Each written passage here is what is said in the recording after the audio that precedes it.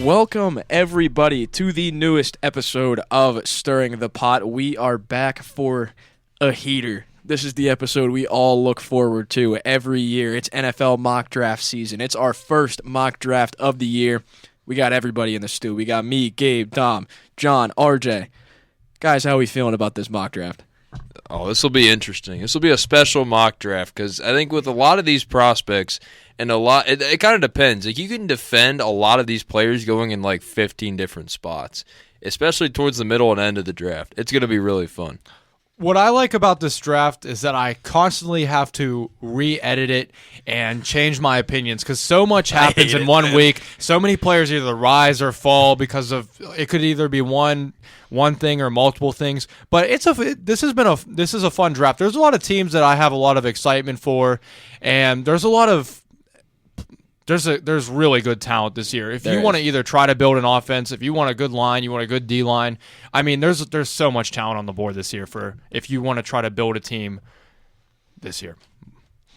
Yeah, it's going to be running backs especially. It's a really fun draft, and once we get past a certain point with the picks, it's kind of going to become chaos. I think it's around outside when you start to get outside the top 10, it starts to get really, really wishy-washy. But do we have anything we want to say before we get into this mock draft? Let the chaos reign. Let the chaos reign. All right, let's get right into it. We are going to start with the number 1 overall pick. And I know Gabe Schoen has a trade over there. We all did no trades, but Gabe had a trade that he believed in so much that he had it going for the first overall pick. Let's start with you, Gabe, for this one. Who do you have? Yeah, I had the Giants. I didn't do the justify the trade. I just had it there, but I had the Giants moving up to 1. I feel like if there's any trade that's going to happen, it's going to be this one. The other ones are too unpredictable, and who knows? Someone might pull Titans and absolutely screw up everything. But I feel like the Giants one was the only one justified is because they don't want Drew Lock playing quarterback for a whole year, and they want to get Cam Ward. Yeah. Fair enough. All right, I'll start going around with the non-trade picks. I have the Titans staying here, and I have the Titans selecting Abdul Carter first overall. No-brainer pick, in my opinion. It's the best player in the draft. Yeah, that's who I had Tennessee taking. Had them taking Abdul Carter, and I really think with the immense talent, and Borgonzi talked about a generational talent, Abdul Carter's generational talent. I have them taking West Virginia wide receiver Garrett Green with the first overall pick. Okay. I have Abdul Carter here. I mean, this is Gabe's right. This pick's probably going to get traded, it looks like. It's a lot of smoke. It kind of feels like Cam Ward really solidified himself as the QB1 of this draft over the combine with just how it performed in his interviews, kind of taking that range, really just running with them. So a trade looks likely, but Abdul Carter, I mean, it's a generational talent. They don't really seem to be having much. I know once they got the first overall pick, kind of seemed like they might go quarterback. It's kind of seemed like they're not going to with how things have played out so far, but Abdul Carter is a generational talent. Everybody knows it, and he's going 1 in this draft so far. I have to agree with the Abdul Carter pick. I mean, specifically, the Titans have preached that they want generational talent, and Abdul Carter's the best answer to that problem. This is an easy pick. He is the best of this draft class. Yeah, and obviously the Titans letting Jeffrey Simmons walk. You need somebody else on that defensive line. It's kind of a no-brainer pick to get. And I know Dom loves to get me for my Penn State bias sometimes. This is no bias. Abdul Carter's by You just far the need best talent. player. You're not a good football team. You don't really have any, it's not much to build around here. And getting a great edge rusher is a great way just to start a rebuild. You saw the Lions do it a few years ago with Hutchinson. And just, it's a big talent infusion they really could use right now. Yeah, and I could talk for hours about all these edge rushers in this draft. I could talk about Abdul Carter for at least 30 minutes, how good he is as a speed rusher. He can do everything. But I won't bore you guys to death with that. Dom, you wanted to say something? Yeah, I mean, to people saying that Tennessee needs a quarterback, remember the second round and other rounds after that always exists. And I'm sure they're willing to give Will Levis maybe another year or a free agent. You got to think of the multiple case scenarios that can happen. Not just, they didn't get a quarterback, this is what that's going to mean. And when you're talking about the front office for Tennessee, they obviously came out and said that they're willing to have Will Levis compete for the job. You don't want to waste the number 1 overall pick on a competition quarterback. And you have to be certain that you want this player to play for your team for years on end. I don't think there's anybody else in this draft you could pick with that other than Carter. Yeah, and that's why I had them trade down. I feel like with their now roster, they need to get a solidified player, which I have them taking at 3, and they need to get as much as possible in those middle rounds, because this is a very deep middle round, especially for those edge. Those 2 Ohio State guys that OJ knows very well are in the mix in that second round, so they are going to find a place where they could potentially be a steal. Yeah. Let's get into number 2 overall. Obviously, the Browns are at this pick for all of us. I have them taking Cam Ward out of Miami. Again, it's kind of a no-brainer for this Cleveland team. They need a new quarterback. Deshaun Watson was a very much so failed experiment, probably the biggest failed experiment, one of quarterback-wise in NFL history. I have nothing to say about that, but I mean, oh no, Oh, Jesus. Here comes the Rodgers rant. Oh, no. I'll let the Browns fan take it over. Well, it's a no-brainer if this is what happens. I mean, what Gabe said earlier about the number 1 pick being traded, I mean, I could see it. And, I mean, I'm not saying Cleveland's going to do it, but it is like the slightest of possibilities where the general manager gets scared of, because Andrew Berry doesn't know about his job security. So, I mean, it could happen. Not saying it will. I mean, with this no trademark, we're doing no trademark besides Gabe. I mean, It seems like with how this plays out, Cam Ward is the pick for the Browns at 2. There's some buzz at the combine, so they're going to take a quarterback. It will be interesting to see if that number 1 pick is traded to, say, the Giants or a team lower down the list. What's going to happen? Do they take Carter? Do they take Shadeur? Because they really need a quarterback, with Watson being kind of just done there in a sense. It's really that makes it more interesting. But right now, if how this plays out, Cam Ward's the obvious pick. He's the clear one in this class, it feels like now. Oh, yeah. I mean, it'd be stupid, I think, if you don't take Cam Ward, because I think there's just too many question marks. Not saying Shadeur can't be a good talent in the NFL. There's just a lot more question marks. I think that if you go the safer route, you would think Cam Ward, and you've seen his ability of coming back from behind, especially at Miami this past year. Just a lot of, I mean, just the leadership ability, I think, even from him as well. And having a quarterback on that rookie scale contract to kind of help get off that Watson contract, kind of like what Denver did last year with, or technically now 2 years ago, with Russell Wilson and drafting Bo Nix. So I think it's a similar situation, but you have to go with who you think's the best quarterback on the board, and I think for Cleveland, they think it's Cam Ward. I agree, and I'll have to say that Cam Ward is the right fit for Cleveland.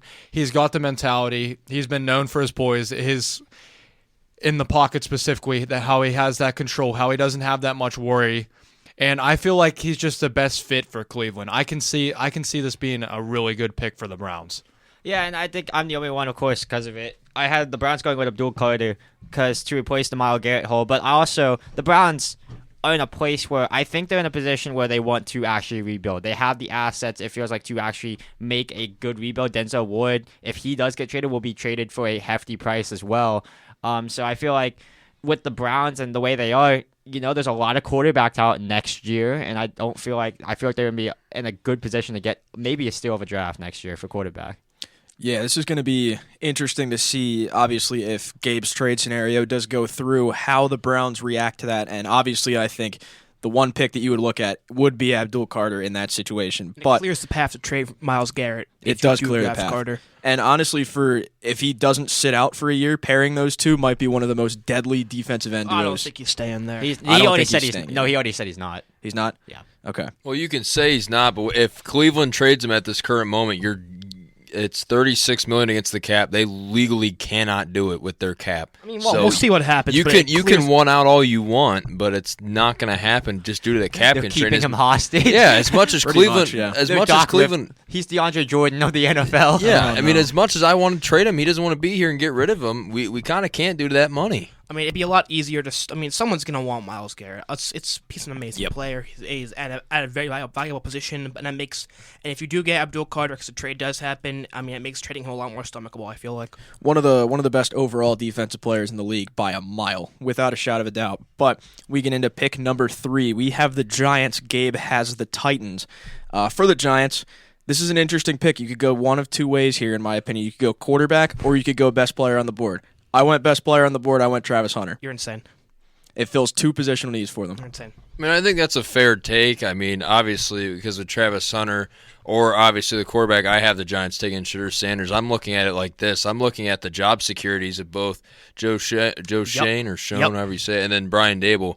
I mean, if you're looking, like, we're going to play a what-if game, like with a free agency acquisition, we're going to say, let's just say Aaron Rodgers. Let's put that as an example. That's been heavily rumored for a yeah, couple I'm not days saying it's going to happen, but I mean one of those veteran quarterbacks, and that gives Shadeur the time to develop. And then let's say you have a better season than last year, which obviously it's not saying too much, but knowing how New York and I think John Mara's their owner, and how he kind of operates with keeping guys, and then the next year after Shadeur comes out and balls out because he got to sit out a year, it's very possible they could go that route, but I wouldn't be shocked if they go another direction. I have Shadeur going here too. I mean, I think the entire reason you kept Brian Dable around this year was because you're confident in his ability to develop a quarterback. Obviously, he was a big role in that Josh Allen development.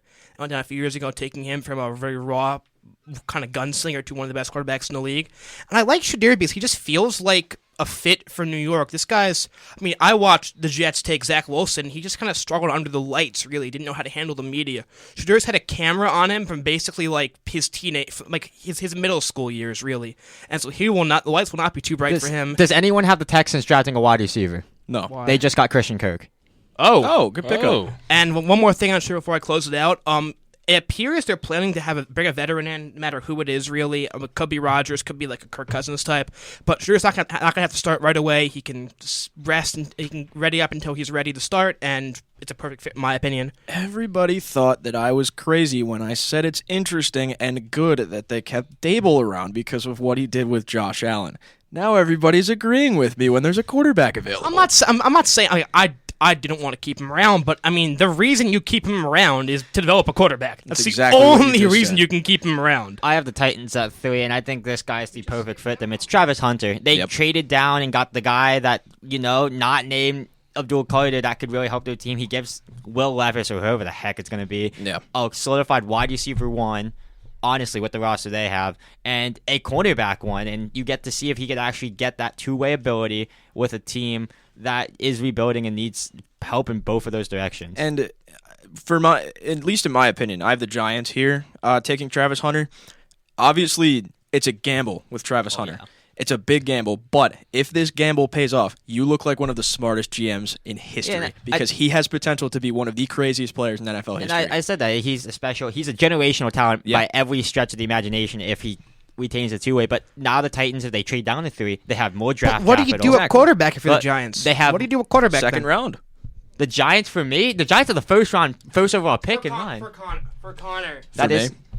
Second round. There's a lot of interesting talent in this draft. Obviously, you could see guys like Dart falling outside the first round. Obviously, they have, the 3rd pick in the second round as well? Yeah. That you could easily see Jackson Dart falling to 3rd pick in the second round. That's a very feasible, and that would be a dream off season, honestly. You get a solidified cornerback 1, which is a real big position of need, and you have the potential of getting a wide receiver 2 talent behind Malik Neighbors to pair with a quarterback that's really young like a Jackson Dart. I think the problem here is, and with Shadeur, is that even now a lot of NFL coaches aren't viewing him as a first round material. I have him going to the Giants. I honestly feel like Jackson Dart is a way better prospect than Shadeur Sanders, and more specifically, they could wait to the second. Shadeur could go in the second round. Yes, he'd be a great second round prospect. He's not going in the second He's not going in the second round. Do you see the name John, that's on his I back? did not put him in the second round. You can look at my notes. I have him going to the Giants. This makes sense. Right now, they have Tommy DeVito as their starter. I mean, this Whoa. Drew Lock. He's not on the team. He's not on the team anymore? Tommy DeVito. DeVito's the only roster But, like, quarterback. God. yes, Yeah, I that's can bad. see why they would say Travis Hunter here. I respect that. I mean, multiple position need, easy, good player, Heisman, not much to debate there. I feel like either way, you're taking a gamble on either of the Colorado guys here. Colorado, But I would rather take the gamble on the generational talent, Travis Hunter, if I'm John Mara. But it's time to go on to pick number 4. This is where it might get a little more interesting. I'm going with this pick based off of what Mike Vrabel has said in his interviews. I'm going offensive tackle. I'm going with the riser. They're taking a gamble on Armand Membu. He's risen quite a lot. He has risen a lot. Well, because he comes from an SEC conference, which was a gauntlet, and he goes up against all these premier pass rushers and dominates. There's no other way to put it. Yeah. I don't think, and Will Campbell's the same way, but he looked much better than Will Campbell against certain talents that will translate more in the NFL. And there's just a lot of talk that's been going around the Pats organization. Drake May's their guy, and Mike Vrabel definitely knows that. You could honestly, there was a lot of people thinking about Teterow and McMillan earlier in the year going forward to them. I think there's a lot of wide receiver talent in this draft that you could get later on, and there's a lot of wide receiver talent that you could trade for right now. DK Metcalf's on the market. You could get Chris Godwin in free agency. Obviously, he's probably going to be a buck again, but I think if you're the Pats, you go with Mike Vrabel's decision and you get protection for your franchise quarterback. I'm going to go with, at 4, I picked Travis Hunter. I kind of, with the same logic you used, Connor, about that gamble, I think is what New England's going to do. Because I think when you really look at the free agency receiver market, I mean, I know that this is obviously free agencies before the draft, but I think if you don't really get that guy that you really like at receiver, I think getting a guy like Hunter can kind of give you even that two-way ability. You will take that risk for Drake May, and I think even if they could even double down even on a later round and take a receiver. But I think for the Patriots and how kind of Vrabel's defensive system would work, having a freakish athletic guy like Hunter fits directly into his system.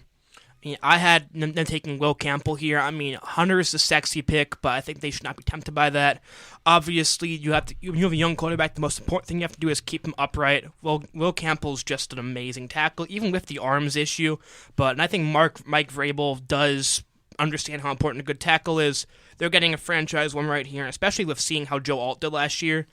You cannot undersell how good a franchise tackle can be for a team. So Will Campbell at 4. I also picked Will Campbell, similar to what Connor and John said. I mean, this is just a textbook Mike Vrabel pick. Praises how he needs protection for Drake May. I mean, Will Campbell's been a top prospect for a while. I could also see Membu or another lineman going here, but I just feel like either of those are really good, safe picks for this team. Yeah, straight away, I went McMillan, and I don't like this pick myself. I feel like it's a reach. I would love to see him more, and I feel like the Patriots are going to do it for one reason. You see how well Jamar Chase worked for Joe Burrow. Yep. Now, Jamar Chase is light years ahead of McMillan when it comes to down the field yardage. But McMillan's route running, size, and hands, and ability to catch the ball in any situation within the intermediate routes, within pretty much 5 to 15 yards, it gives Drake May that safety valve that he's much needed because Polk has done absolutely nothing for him. Yep. And you've got this guy now that you can build around. You can get certain talents here later in the second round. You have a very early second round pick that you can try to get someone in. And I feel like this is the way to go. But this is, in my opinion, a reach if it does happen. Yeah, there's a lot of buzz saying that Tedero McMillan might not even be the first wide receiver off the board. Matthew Golden. I think that's blasphemy. Daniel Hogerson. I think he will be the first wide receiver off the board. You'll see in a bit. What's the questions that's making his draft stock drop? Is it an injury related? It's production because he's not a down the field. He has the speed to be a down the field threat, but he could not get separation on certain streak routes and all that. I think what will get him drafted so high is his contested catch ability. He's so big. He reminds me of T. Higgins a lot. He's just that big, imposing wide receiver. He's a bit changes every week. He's like a Randy Moss number one is. Specifically, Matthew Golden has risen up quite a lot recently. It's because of the 4.29. It's because he's fast. There's no clear receiver one in this draft. I mean, I think the reason you take McMillan is just because he's a physical freak out there. Oh, yeah. Obviously, production leaves a lot of questions, but I mean, it's not the best receiver class. It really isn't. Hunter's there, but he's not even like the most elite receiver prospect as you saw last year. I don't think you'll see one for a while. At least I don't have one going for a while in my mock draft. Unless you count excluding Travis Hunter. I'll slightly disagree with that take. I think there's a lot of really underrated wide receivers in this class, but it's a very middle ground. There's no superstar. There's no superstar like there were in years past. Yeah, there's no Marvin Harrison. There's no Malik Neighbors going. No Jamar Chase. It's nothing like last year. There's no Jamar Chase. Shall we slide on to 5? Let's go into 5. This is the Jacksonville Jaguars at number 5. This is an interesting pick. They could go a lot of different ways with this pick, but I have a pretty safe pick in my opinion. This defense has been missing a Calais Campbell-sized hole for a long time now. I have them going Mason Graham out of Michigan. That's not a bad pick. I think it's really the safe pick, and I think especially how your draft kind of goes, like that high riser O-tackle goes, you kind of get a little bit nervous, but then think defensively. I have him going on offense. I have him taking Will Campbell because I think with Trevor Lawrence and his injury history, you need to start protecting him more so he doesn't get injured, and he can I think with Campbell, and I think the way having time for Trevor Lawrence in the pocket, and that will obviously get his production up more. And I think if Will Campbell lives up to his hype that he's being talked about, obviously being in the SEC and playing against a lot of heavy pass rushers, I think he can have a really big impact for Jacksonville. I have Travis Hunter going here. It's really the farthest I see him falling, honestly. I don't see him falling any farther past this.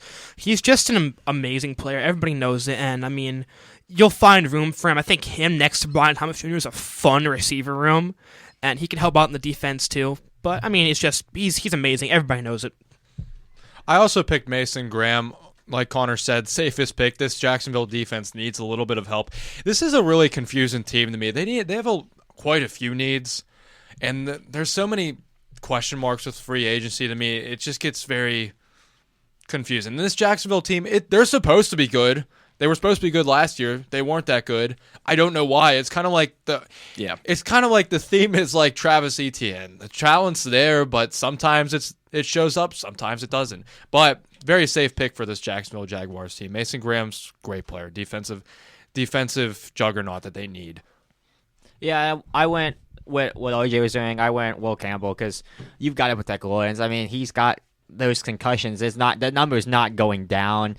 You've got him on a massive contract. He is what's going to bring your team to the next level. We've seen it now with certain quarterbacks, like the Bengals that 1 year, like the Commanders this year. A quarterback and an offense. Now you have a solidified number one wide receiver. You've got to build out O-line. You've got to find a way to activate Travis Etienne, to activate Tank Bigsby. Will Campbell is the way to go. He is definitely, in my opinion, without a doubt, the only offensive tackle in this draft that will be able to start day one. Yeah, he's probably the safest offensive lineman to take. Obviously, there's a lot of guys that you can talk about with a lot of upside. Like I said, doesn't have the highest ceiling, but he does have the highest floor. He has the highest floor, which is pretty safe to go with in the first round, that high.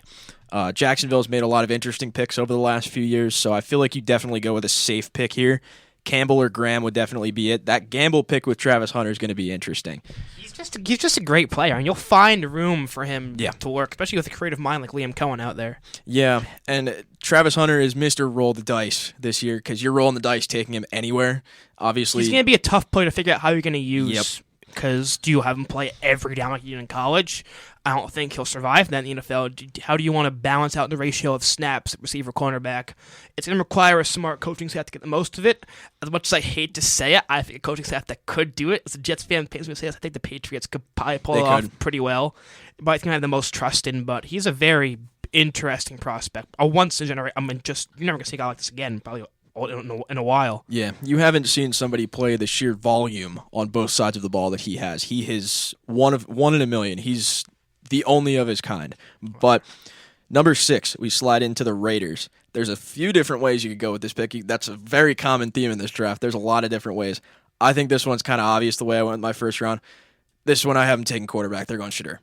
And I think it kind of goes without saying. With how that board fell, yeah. Yeah. I feel like bringing a veteran, though. I really think so, too. see Darnold. I see Darnold there. I also see Pete Carroll's, 75? I mean, he's going to want to win pretty fast. Yeah, and I don't think Pete Carroll's interested in developing a quarterback, which is going to be interesting because I know John said that he loves his corners. I don't think they go corner, though. I do think they take Shadeur. I think Dart's the second best quarterback in this draft, but just because of his media presence, or not media presence, his media garnering, the people that focus on him in the media, and the name on his back, honestly, will definitely get him very much higher in this draft. He's a good quarterback. Let's not act like he's Carson Strong or somebody here.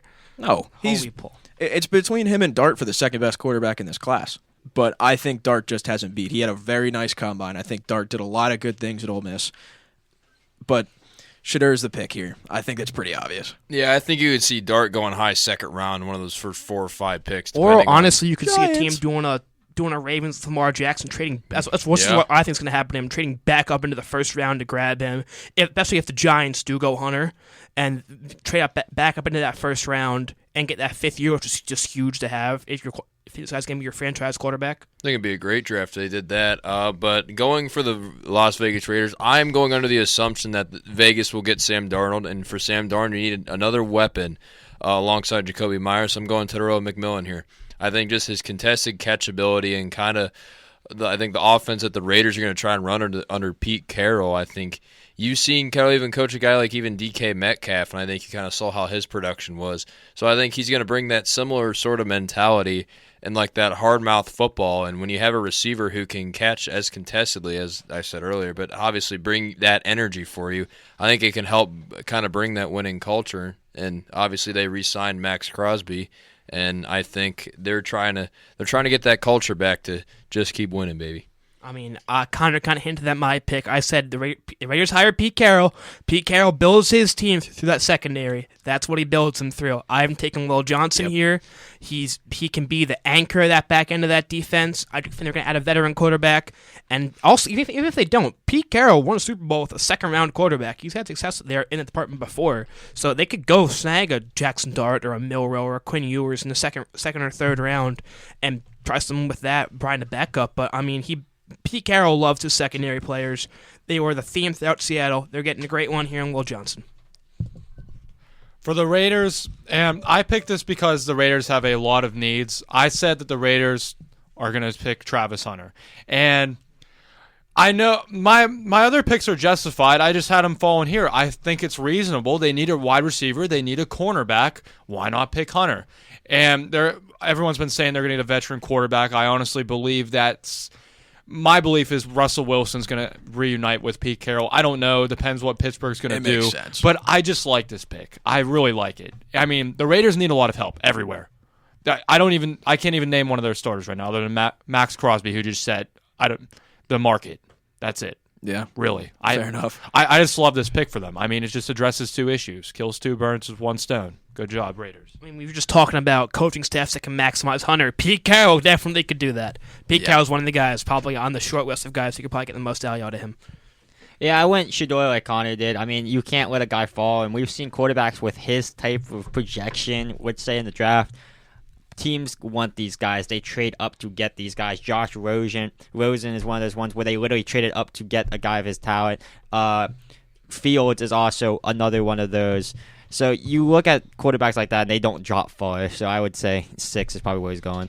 Yeah, there's not really much else room for Shadeur to go, obviously, unless you have him falling super far. But it makes sense for him to go to Vegas. Let's go on to pick number 7. John is going to love me for this pick. I have the Jets taking a position of dire need now that DJ Reed is gone. I have them taking Will Johnson out of Michigan. Yeah, DJ Reed's probably gone. He checked out like week 14. He's gone. I mean, this is putting him next to Sauce will be a really good secondary, and it's just they need strength there. And I think it really gives me some vibes. You like to build your defenses like we were talking. I don't know if we talked about this at the beginning of the episode or before the episode aired. You usually build your defense around defensive line.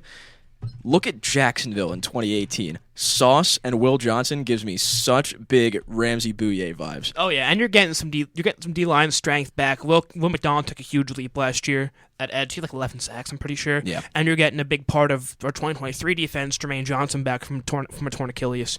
So, I mean, it could be a fun defense with Aaron Glenn behind the reins.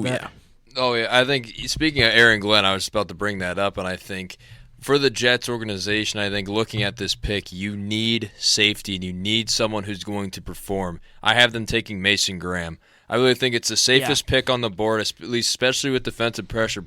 Pitting him and Quinnen Williams together, that'll be great to watch. That is a opposing quarterback's nightmare. I thought by safety you meant the safety position. I thought you were going to have us take Starks there for a second. I was like, whoa! I have Mason Graham going there too. This team did not defend the run well at all last year.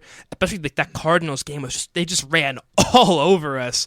Mason Graham is a guy you can plug him in there and he's just a brick wall. Put him next to Quinnen Williams is just one of the strongest trenches in the league. I have him going there if he falls to us. It's the perfect fit. I really feel like.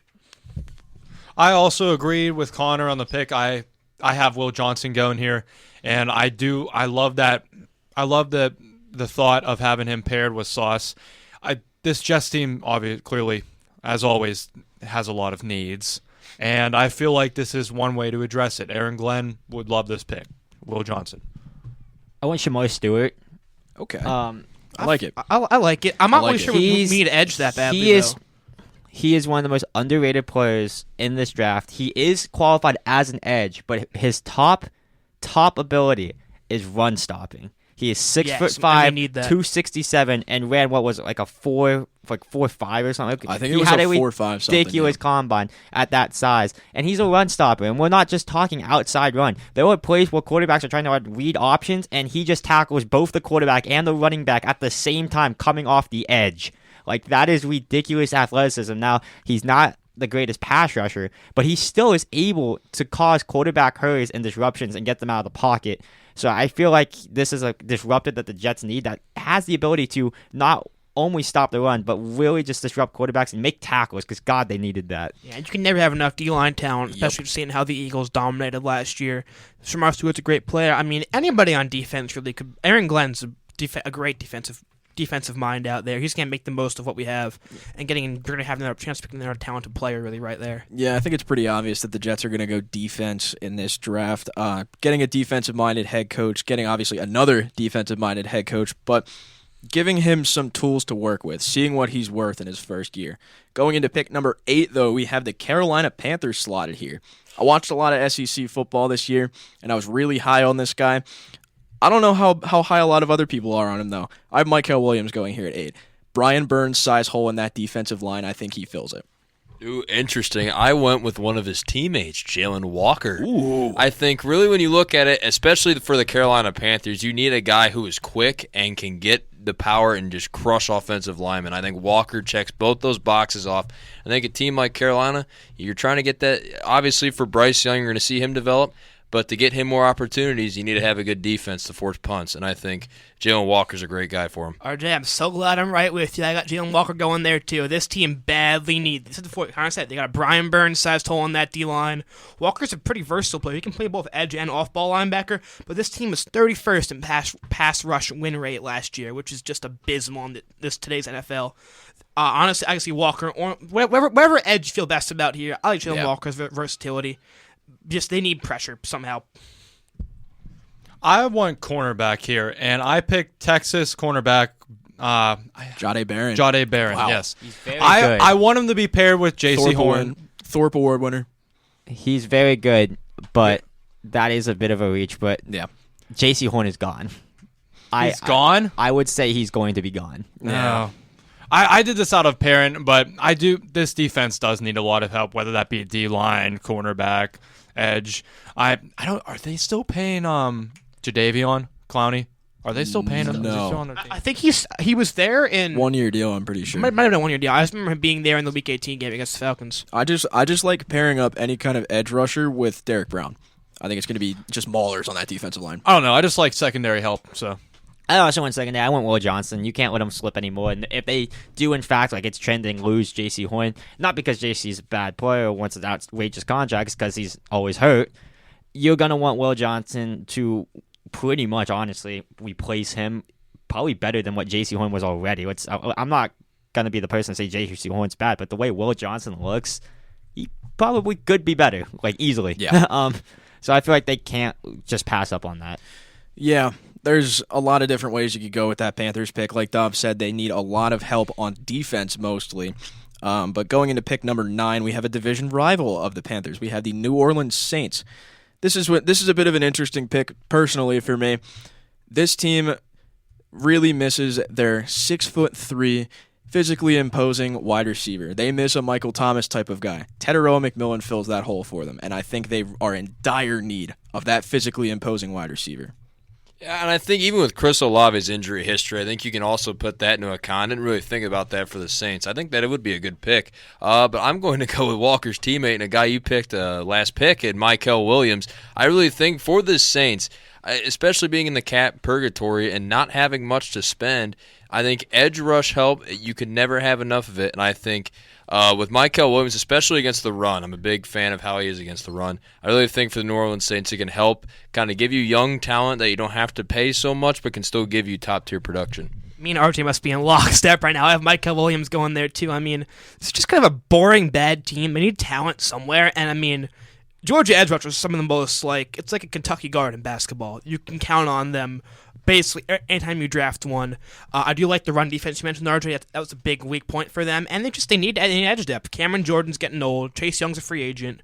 It's just a surefire talent infusion to roster that badly needs one right there.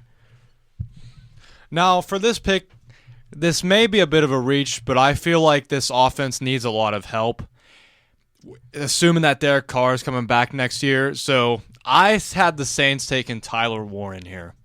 I feel like it's a very good pick for them. Interesting.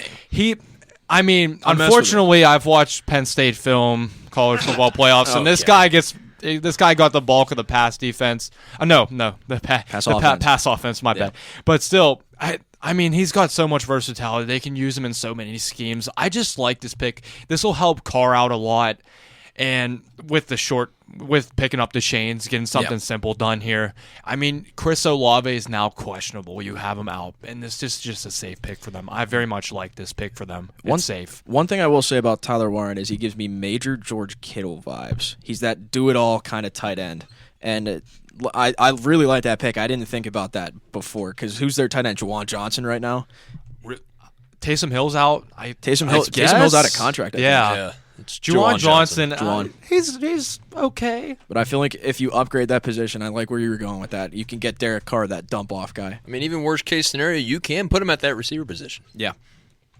So for the Saints, it's interesting because they have a new defensive coordinator, Staley. He runs a 3-4. But I went Michael Williams, who is from Georgia, who runs an obvious 4-3.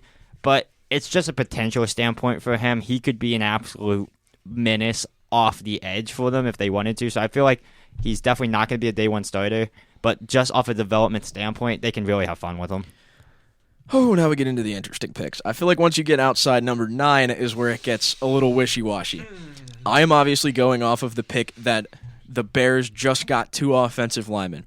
I took away from that. I went with the position that I think they sneakily need to upgrade on.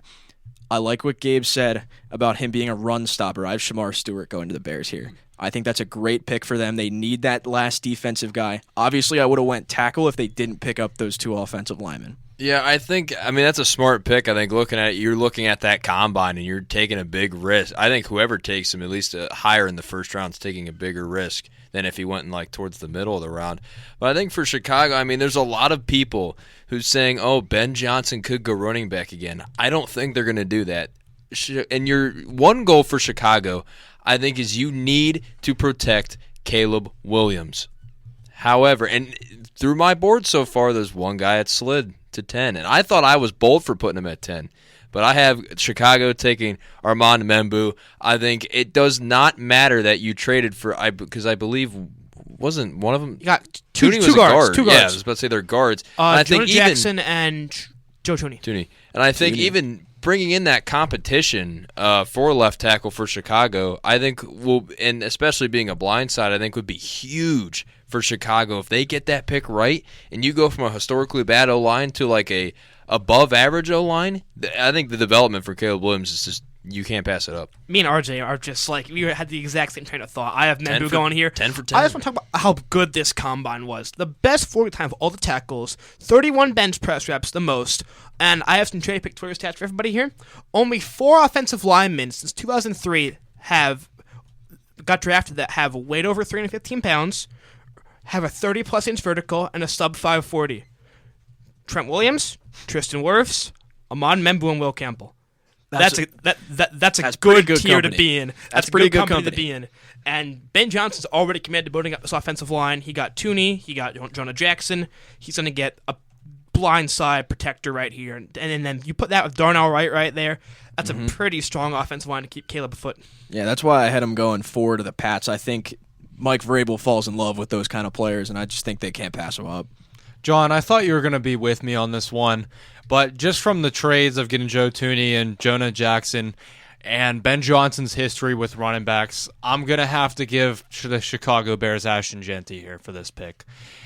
Just simply because that he's reached before, he's gotten Jahmyr Gibbs, and it has worked out. Many people question when he did this, and a lot of people will say, Penn State game, for example, this is where the argument comes in. They stacked the box. They stacked the box. Boise State, they had a good quarterback, some good receivers, but it was mainly Jeanty. I feel like here they do need an upgrade for running back a little bit. DeAndre Swift can do a lot, but I feel like with Jeanty that would help to open things up a little bit more, specifically with scheme and playbook. And it's Ben Johnson. I mean, he's going to use both Jeanty and DeAndre Swift in a lot of combinations. I'm not going to say David Montgomery and Jahmyr Gibbs type of 1-2 punch, but in certain other ways, whether that be passing game or other things to help Caleb Williams get more into stride. Tackle's a good pick. or any offensive lineman here is reasonable. But I just feel like this will help Caleb Williams kind of get into his stride a little bit more. Yeah. I feel like there's so much talent in the second round for running back. There's a stacked running back room. I don't see giant. Like, I almost went there too. Like, solidifying a rookie quarterback with more help in the backfield, take pressure off. I feel like that's very helpful. But Such a Ben Johnson pick. It is. I went Mason Graham because he's fallen this far in my draft. You have to take him in this. Chicago needs a nose tackle. They need an upfront, in-your-face guy, meet at the line. And Mason Graham, he somehow fell here. So if you are Ben Johnson, I know you're an offensive-minded guy, but you should be salivating if Mason Graham somehow, by the graces of God, finds his way to 10.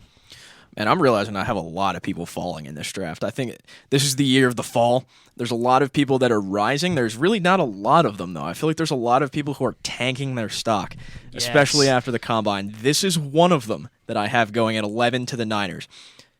You could pick anybody at this pick. This is a really interesting one. Trent Williams won't be around forever. Purdy's going to get extended for a very long time. You need somebody to protect him. I'm taking Will Campbell at 11. You haven't fallen a lot. I mean, I just don't see a tackle falling. It's the short arms. I don't see a tackle. I don't. It's kind of crazy. I don't really care. I don't care either, but I feel like NFL front offices will. They care because it's your ability to initiate first contact, especially against speed. That's why Membu is going to go so high, and that is why Will Campbell was falling. Massive arms. Because if it's kind of a boxing thing, if you can't reach him, he's going to have the advantage. And that's something that they're looking at. Now, it's such a small thing in some eyes, and it can be. I still think he's just an amazing player. I think it's an overreaction, but it's a justified overreaction. Yeah, I mean, if he falls this far, it should be a no-brainer for the Niners, honestly. In my opinion, an offensive lineman having short arms is like a quarterback having small hands. I feel like it's really important. We saw how that worked out for Dom. Yeah, we saw how that worked out for the Steelers. Yeah, I think for San Francisco, going to the other side of the ball, I think defense, they're going to have a lot of adjustments, especially in that secondary. And I think having a guy that I have fallen so far, I have Will Johnson going at 11 to the San Francisco 49ers. No-brainer. I think for him falling so far, I think the thing that sucks about this is that if you have some of these guys fall, one of the middle round teams, like I think teams like Miami or even Atlanta, will trade up to get one of these guys. But since we're doing no trade, you kind of have to go with those guys falling. So I'm gonna go with Will Johnson. I think pretty self-explanatory. Brings a lot of potential for Robert Saleh coming back to San Francisco 49ers. Yeah, I have a similar train of thought to you, RJ. I'm picking Jahdae Barron here, Jim Thorpe Award winner. Can play multiple spots in that secondary. He's lined up on the boundary, at the nickel, in the box. And the secondary just left a bit to be desired last year, and they're kind of having a bit of a roster crunch right now with Travarius Ward, obviously, with those backstanding circumstances probably out of there this year, and Hufanga being a free agent. There's a bit of a roster crunch there. He's a Robert Saleh player. He'll slot right into wherever they need him to and just play great for them. For here, obvious choice, but I didn't have Membu before. I'm having him going here because I already had Will Campbell going. I mean, this San Francisco 49ers, they need offensive help for Brock Purdy. They're expected to get rid of Ayuk too, and they just traded away Debo. And it's been proven this year that the 49ers have really fallen off of cliff that they typically take every other year anyways from injuries. Yeah. And that offensive line is going to need a little bit more help with a returning some healthy Christian McCaffrey, I think. I wouldn't count on that. I wouldn't, yeah, but this will just be a little bit help for McCaffrey if he does come back in whatever kind of health he is in to maybe get a little bit of an easier start. Membu's just a safe pick for this team. Yeah. I went Jalen Walker. I feel like his versatility, he can play. He reminds me so much of Frankie Louvu. He can play on the edge. He can play inside linebacker, outside linebacker. And I think the 49ers are going to have fun with him. They're going to lose Dre Greenlaw for ego reasons. But I think right now the 49ers need some extra help in so many areas, and his versatility just adds so much to them. Yeah. And this Niners team is definitely going to need a lot of versatility because they're probably going to be entering a rebuild at some point in the near future, if not within the next season or two. But personally, that's why I went with a tackle. I feel like you need to protect your franchise guy if they view Brock Purdy as their franchise guy. So I feel like you would go to all lengths to have that extended. Obviously, like I said, Trent Williams is going to be around forever. But number 12, I feel like if you haven't picked him up to this point, this one kind of goes without saying. Jeanty. They need a solid running back, and it's fallen in the Dallas Stars pretty much. They've said they probably won't. Do we all have Jeanty going there at 12? Yep. I do. I think really when you look I at don't it, buy that smoke Why screen. not? Well, I know Dom. Dom and Gabe. I Dom. don't buy the smoke screen. You can say, I was about to say smoke screen. You can say you're not going to take him. I think no one else really inclined, especially that high, to take him yet, besides maybe Chicago. They got nothing out of the run game last year. I mean, Yep. Respect to Rico Dowdle, give me some good fantasy games, but he's a free agent too. He's not a guy you're going to pass up Jeanty for. Jerry Jones has taken running backs high before. Ezekiel Elliott, I think he'll do it again right here, and it makes the fans happy too. It's something the Cowboys kind of have to do right now. No, this is a pick Oh no. that some people will get angry about, but Oh no. this guy has executed in all three phases. He had a really good I college know who it career. is. He had a really good Senior Bowl. He had a really good combine. I believe if it wasn't for Chicago selecting Jeanty, I would have him going here, of course, obvious reason. But I just believe that a team is going to buy into this guy, and they have every right to. I think the Dallas Cowboys will take Mike Green, and I feel like it's justified. I thought you were going a different direction with that. No, I thought like you were going Mike Green. secondary riser. No. And I knew exactly who you were going if you were going secondary riser. No, I like Mike Green here. This defense is getting. They're going to have to let go of a lot of people because of all this money that they don't have. They're trying to restructure people, and they're going to have to let go of some guys. I mean, I don't know if they can afford Micah still. Can they? I don't know if They can. there's a lot of questions here. But They still, pairing him yeah. with Micah would be good as well. Well, I mean, Zach Martin retired. They Zach Martin's gone. They restructured There's $56 million between both CD and Dak. There's a lot that's happening with this team right now, but I feel like Mike Green is the type of hype that Dallas needs. And there's not 17 sacks in the Sun Belt. Some may argue that, but that's still an incredible stat. Just depends how those one-on-one interviews go about. Yeah. I mean, a lot Virginia. of teams are high on this guy. Well, it really depends on those one-on-one interviews about Virginia. Yeah, let's not get into that. I went Matthew Golden, and this is a crazy pick. Ooh. You have an offensive-driven head coach. You have, let's be honest, you have Dak Prescott, the highest paid quarterback in NFL history. Oh, gross. But they need another weapon, and it They have showed. Jonathan Mingo, Gabe. They traded the 4th rounder for him. If you were trading a 4th-round pick for Jonathan Mingo, this justifies it just enough off of that. I thought it was a third. It was a fourth. fourth. Oh, it was? Jerry Well, it's Jones still isn't bad. that Not much stupid better. yet. Yeah, so you've got a down the field guy. Matthew Golden does not go up and above on anything except one thing: speed. John Ross. Yep. But unlike John Ross, he actually has. He's actually good. He actually has. He's an average wide receiver for this draft class and everything but speed. Yeah. So you take those average abilities and you give him speed. They have a down the threat receiver now. It's Yeah. not CD, which chuck you 20 yards down the field and pray to God that you're open. It's CD, which runs 7 yards, and you're now the check down guy. And we have Matthew Golden, who runs a 4.29 going down the field. He was 6 foot, 200 pounds, by the way. Kevontae Turpin. Turpin's a return guy. Yeah. But you've got to see that they need some type of explosiveness on their team other than returning kicks and punts 100 yards to the house. So I feel like Matthew Golden is that guy to do that. And they have an offensive-driven head coach who is a quarterback-first guy. Yeah. A lot of different picks for that Cowboys pick. This is where it starts to get a little chaosy. Dolphins at 13. This is a weird one. I had a long time to evaluate this one. I thought they could have went a lot of different directions, but they're returning a lot of different guys on that defense, which deterred me from a lot of different guys. I think, and correct me if I'm wrong, Teron Armstead is not going to be around I forever. think we have the same pick here. Kelvin Banks? Yep. Yep. See, I have Kelvin had him Banks. for a different reason. Protect Tua. I think he's a perfect candidate to kick inside to guard. Yep. They lost Robert Hunt last offseason, who was a big part of the offensive line, and they have 3 free agent guards who I doubt all 3 of them will be back. He doesn't have the height or the arm length to play tackle. He's a perfect guy you want to kick inside. You put him right there, plug and play him, keep Tua up. Just a perfect pick for me. Yeah, I think if you're in the front office, you're stupid if you don't try to protect Tua. You put all that money into Tua, and he's had so many health problems because you can't protect him. You have to get some kind of protection for him. I think this is the easy pick here. I'm going to go on the opposite side of the ball. I mean, I'm really looking at a guy who can play multiple different positions on defense, a very high riser in the secondary. I'm going to go with safety Nick Emenwari. Yep, there it is. I really think for Miami, I think especially they are losing, I think, a decent amount of talent on that defensive, especially that secondary side. I mean, you can play him at safety, even or linebacker. He's I mean, 6'3" and can play safety. That's enough to boost you. I mean, and he's quick. I mean, and his vision's really good. I think that's something Miami really needs. One thing that deters me about that, that's the two people I was in between. I was between Kelvin Banks and Nick Emenwari. I'm a lot lower on Nick Emenwari. He gives me Isaiah Simmons vibes, and Isaiah Simmons did not. I can see out. that. I haven't gone a lot lower too, just because I just feel like it's such the Super Bowl kind of changed the narrative around the NFL. It's a much more trenches focused game, which I think people realize after seeing the Eagles just whack the Chiefs with basically in the trenches.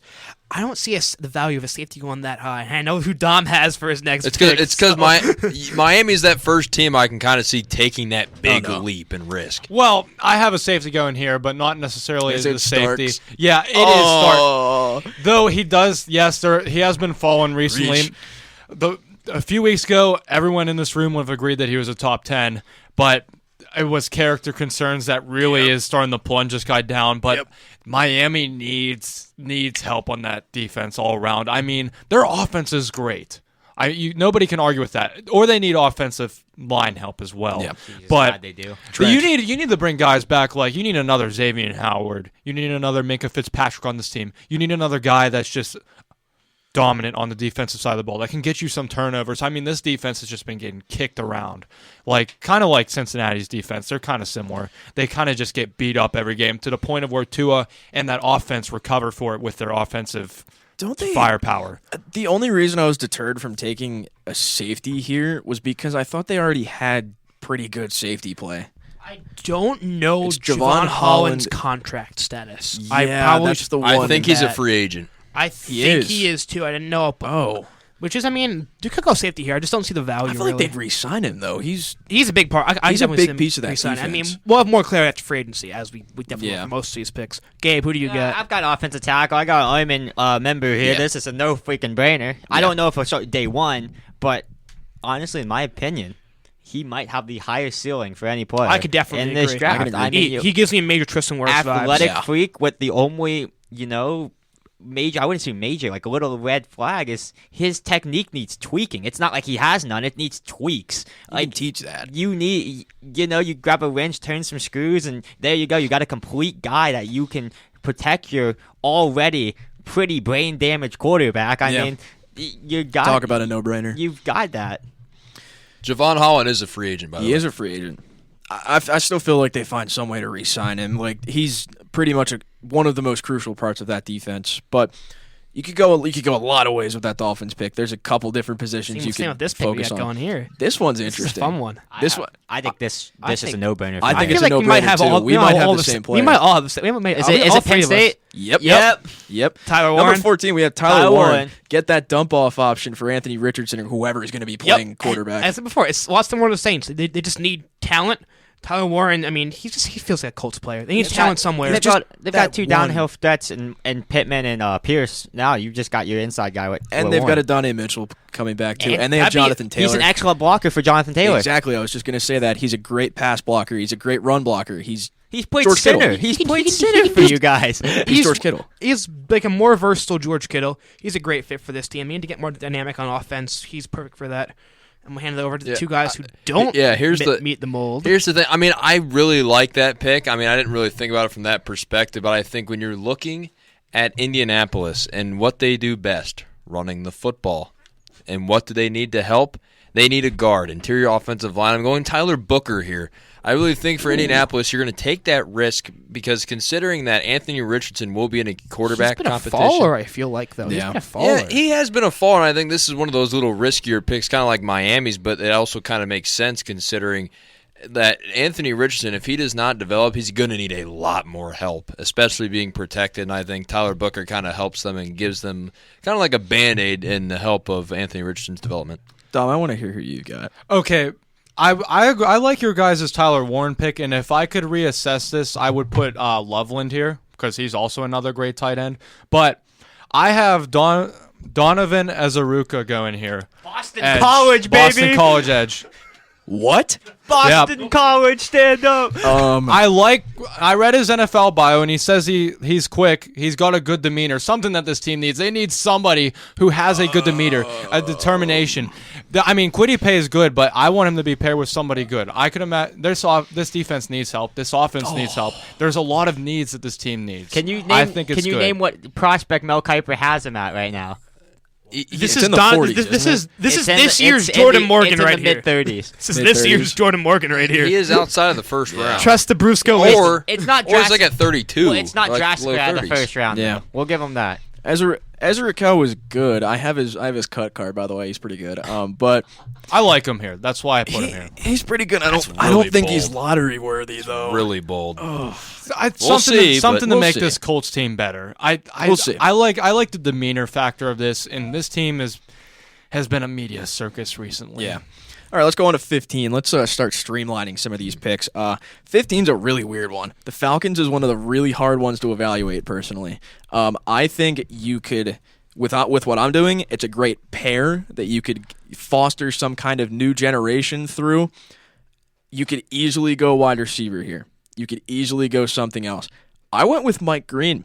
I think pairing him with Matt Judon is something you could definitely do, and when inevitably Matt Judon goes on from his contract, you have another guy that can just come in and fill that hole for him, and they need defensive pressure. They drafted the guy last year. Yeah, but I mean, like, getting another guy with the talent, I feel like 15's a comfortable reach for Mike Green, for somebody out of a non-power, 4 now. Yeah. Edge rusher, I feel like that's a pretty comfortable reach. I think a guy that's also fallen off my board a little bit, I'm going to stick with defensive pressure. Glad you mentioned that. I'm going to go Shamar Stewart here. I think really looking for Atlanta, I mean, you have a freakish athlete that has similar combine measurements to Myles Garrett. You're going to take that risk and hope that you can have defensive pressure to actually win games, and I think that's why you go there. I'm right with you, RJ. You know who the last Falcons double-digit sack player was? It's a greedy Jarrett. That would be my 2016, guess. Vic Beasley. Wow. Wow. Yes, baby. Sheesh. Didn't he have like 15 sacks that year, though? Yeah, he was nice. He went off. This is where I have my first wide receiver going off the board here. I had McMillan going here. I said that he would be good at paired with Drake London. I mean, rest in peace, though, to Kyle Pitts again for those who believe for those who believe in him. But gives Penix another guy to throw to. Overall, that offense would be nice. I mean, you got 2 good running backs, 2 good receivers, just completes the picture there. I went way different. I went Malachi Stokes. I know he's got the personality problems, and I know they have a really good safety that Connor wished they paid. But Don't talk to me what about makes Malachi Stokes so good in a first-round title is his versatility. He was named probably the best box safety last year, and he did not quite have that role this year, but he just showed that he can play both roles if necessary, and I feel like that's what the Falcons need. They need someone they can shift to and from for certain packages and plays. If it wasn't for some of the character stuff coming out, I would have definitely gone with him here. I think that safety pairing of him and Bates would be lethal in the NFL. But going to the halfway point of this draft, we have the Arizona Cardinals. This is an interesting pick, in my opinion. You could go a lot of ways for this Cardinals team.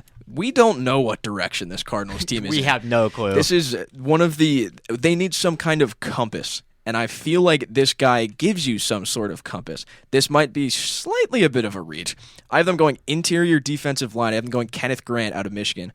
I think I think Kenneth Grant's great. It's a great pick for them. Thought we had the same pick, interior defensive line. I went Walter Nolan here. I think same idea kind of that. They have a lot of impending free agents at the position. I mean, I wouldn't be shocked if Arizona kind of took a little bit of that gamble on Walter Nolan. I think obviously there's still a couple of things that he can improve on, but I think if he's coached right, and obviously the head coach there being Jonathan Gannon, it's possible you can turn him into a stud. I think the trend for this draft is if you don't know what to do, you go defensive line.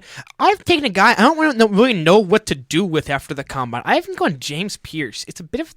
He's had a very mixed bag of a combine. There's been some character issues with him saying he got checked out from Tennessee last year. Major character issues about him. Concerns. But he had a good physical combine. I know. It doesn't matter, This could be though. a bit of a reach, but I just feel like he also I can see him in a Gannon system being effective there. From a coaching standpoint, It's just When all, an it all depends. athlete- How do those interviews do? when an athlete is so horrifically toxic that you can barely even talk to him, it causes problems.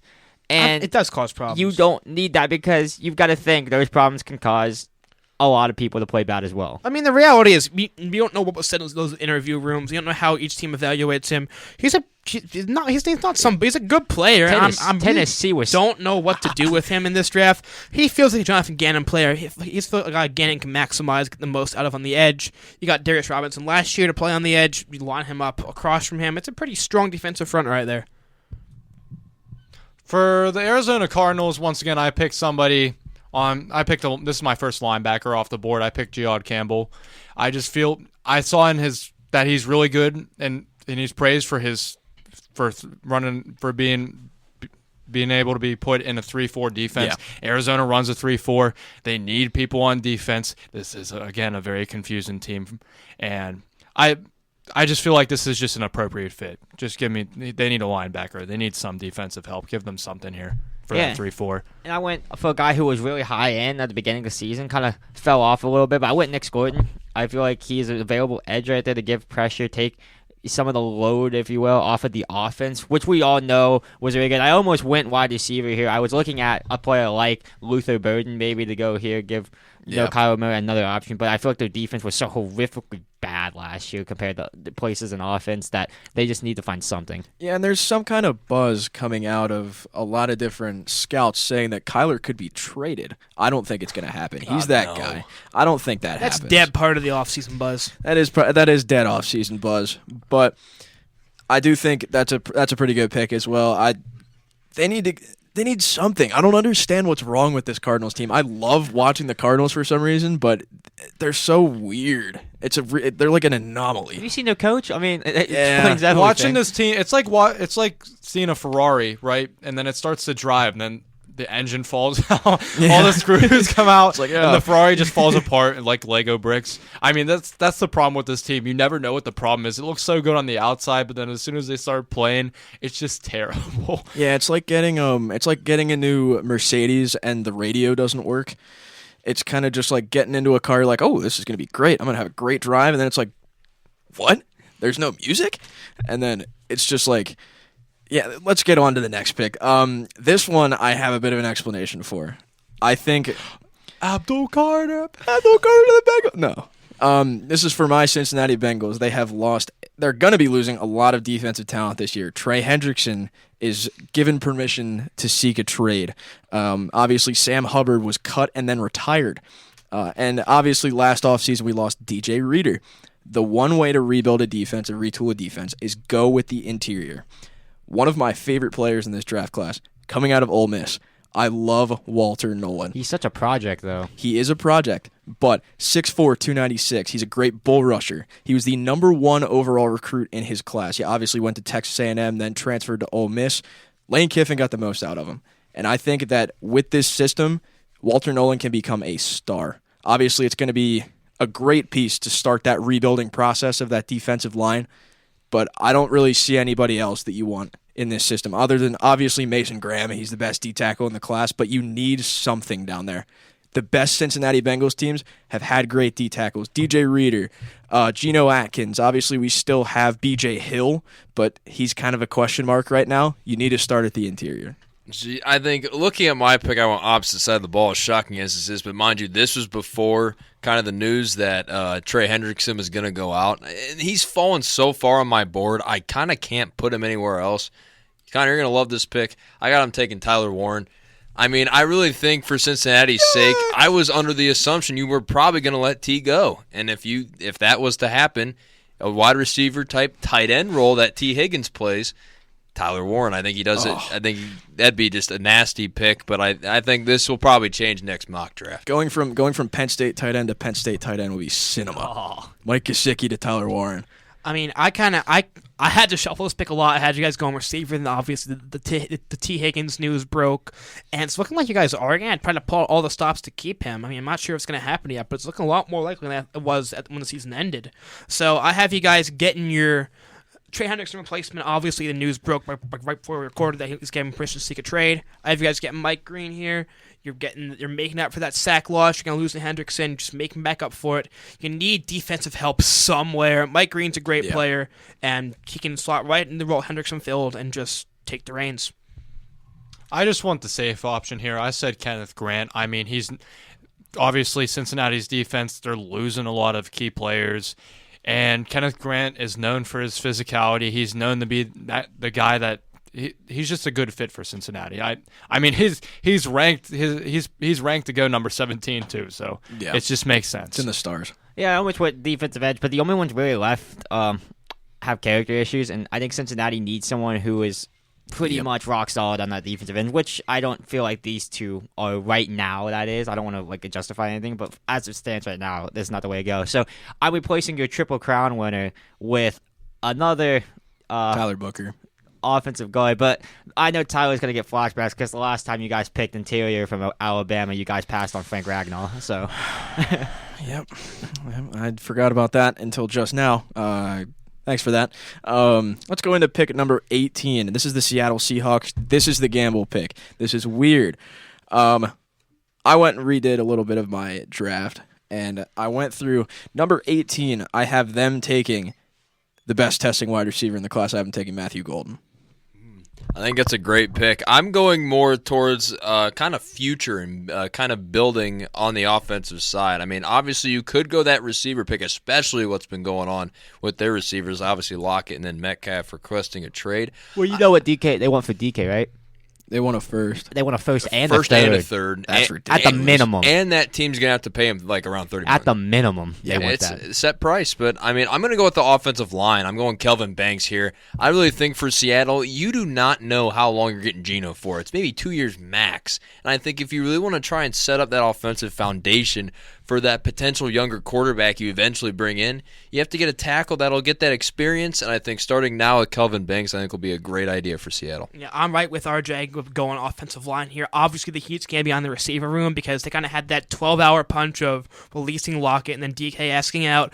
But this Seahawks offensive line was one of the most sneakily terrible units last year. Yeah, they were bad. 31st in PFF grade and 29th in pressure rate allowed. So I have taken Josh Simmons out of Ohio State here. He's a guy who can go down the field and force screens and go against linebackers. He has great lateral mobility, and you're getting a rock-solid player for your line. Yeah, I think he could have been a potential top 10 pick if it wasn't for that ACL injury. So I think whoever's getting him, especially towards that middle, late first round, I think is getting a steal. I had them going defensively here. I had them taking Mikael Williams. And I'm surprised I had him fall this far, but they need some defensive help. They have a lot of offensive changes with dropping Tyler Lockett and wanting to trade DK Metcalf, but JSN and Kenneth Walker are good enough for them to get somebody in the second round to pair him with JSN that I believed. I feel like this is a good choice because Seattle's run defense has just been very questionable over the last few years. I mean, it was really sad a year or two ago whenever the Steelers were able to put up a 200-yarder against them. They need an edge rusher who can be dominant. I mean, Mikael Williams is going to need he's going to need some time before he really becomes great, but I feel like he's a good fit for this team. Yeah, and speaking of Dom talking about him getting gashed, I think we all remember that Monday night game against the Packers where Josh Jacobs just ran up the gun on the first drive and they just couldn't do crap about it. Yeah. Yeah, I went with RJ. I went Kelvin Banks because they need offensive tackle and they need offensive guard. So if he doesn't work out as a tackle because he's fat, there's no other way to put it. I'm sorry. The height was a problem. He is It's not pretty he's big. stubby. It's the height. But he's also 330. He's a big dude. Yeah, he's a big dude. But if that doesn't work out at tackle, you can always shift him to guard where he will wreck at a guard position. So I feel like that's a win-win situation for the Seahawks. Yeah, there's a lot of different directions you could go with that Seattle pick. This is another interesting pick coming up. Number 19, the Buccaneers. This is a guy I had falling a lot. There's a couple guys coming up for me that I had falling a lot, and then I've got a major riser. But number 19, I have them going probably best on the board, Jalen Walker. They need another good linebacker. Good to pair them with a lot of different defensive talent. And it just brings back that era of the double linebacker pairing that they had when they went to the Super Bowl. Just gives me some flashbacks to that. Yeah, I think him falling to that low, I think Tampa would obviously have to take him. I'm going offensive side, and I'm having a speed guy that'll really help Baker Mayfield. I'm going Luther Burden III. I really think for Tampa Bay, if that possibility of Chris Godwin leaving free agency, and let's say they don't pay him, I think Burden would be kind of a great younger guy that can give you that speed and can kind of give you that vertical threat. I'm sorry, he just reminds you so much of he's Curtis Samuel. I'm sorry. He reminds me so much of Curtis Samuel. Curtis Samuel's not that terrible. Let's not disrespect Curtis Samuel. Would you He pick had some good years? Would you pick Curtis Samuel in the first round? Probably not. But No. I mean, I haven't gone receiver 2. I haven't gone Ted McMillan. He's fallen this far. He's fallen. He's just been a big draft faller for me, really. And even if Godwin comes back, which he might not. I mean, just gonna go either way right now. Mike Evans is just getting really old. He's took a step back this year. Probably just getting to the point where his guy is he plays so much, his body's probably just starting to fall apart a bit. And so he's like a perfect Mike Evans replacement because they play very similarly, big physical guys. And they kind of going to get to do what Seattle did a few years ago when they took JSN, despite having DK and Tyler Lockett, kind of starting to get that next generation ready while the old guys kind of phase out of the team. So, Millen at 19.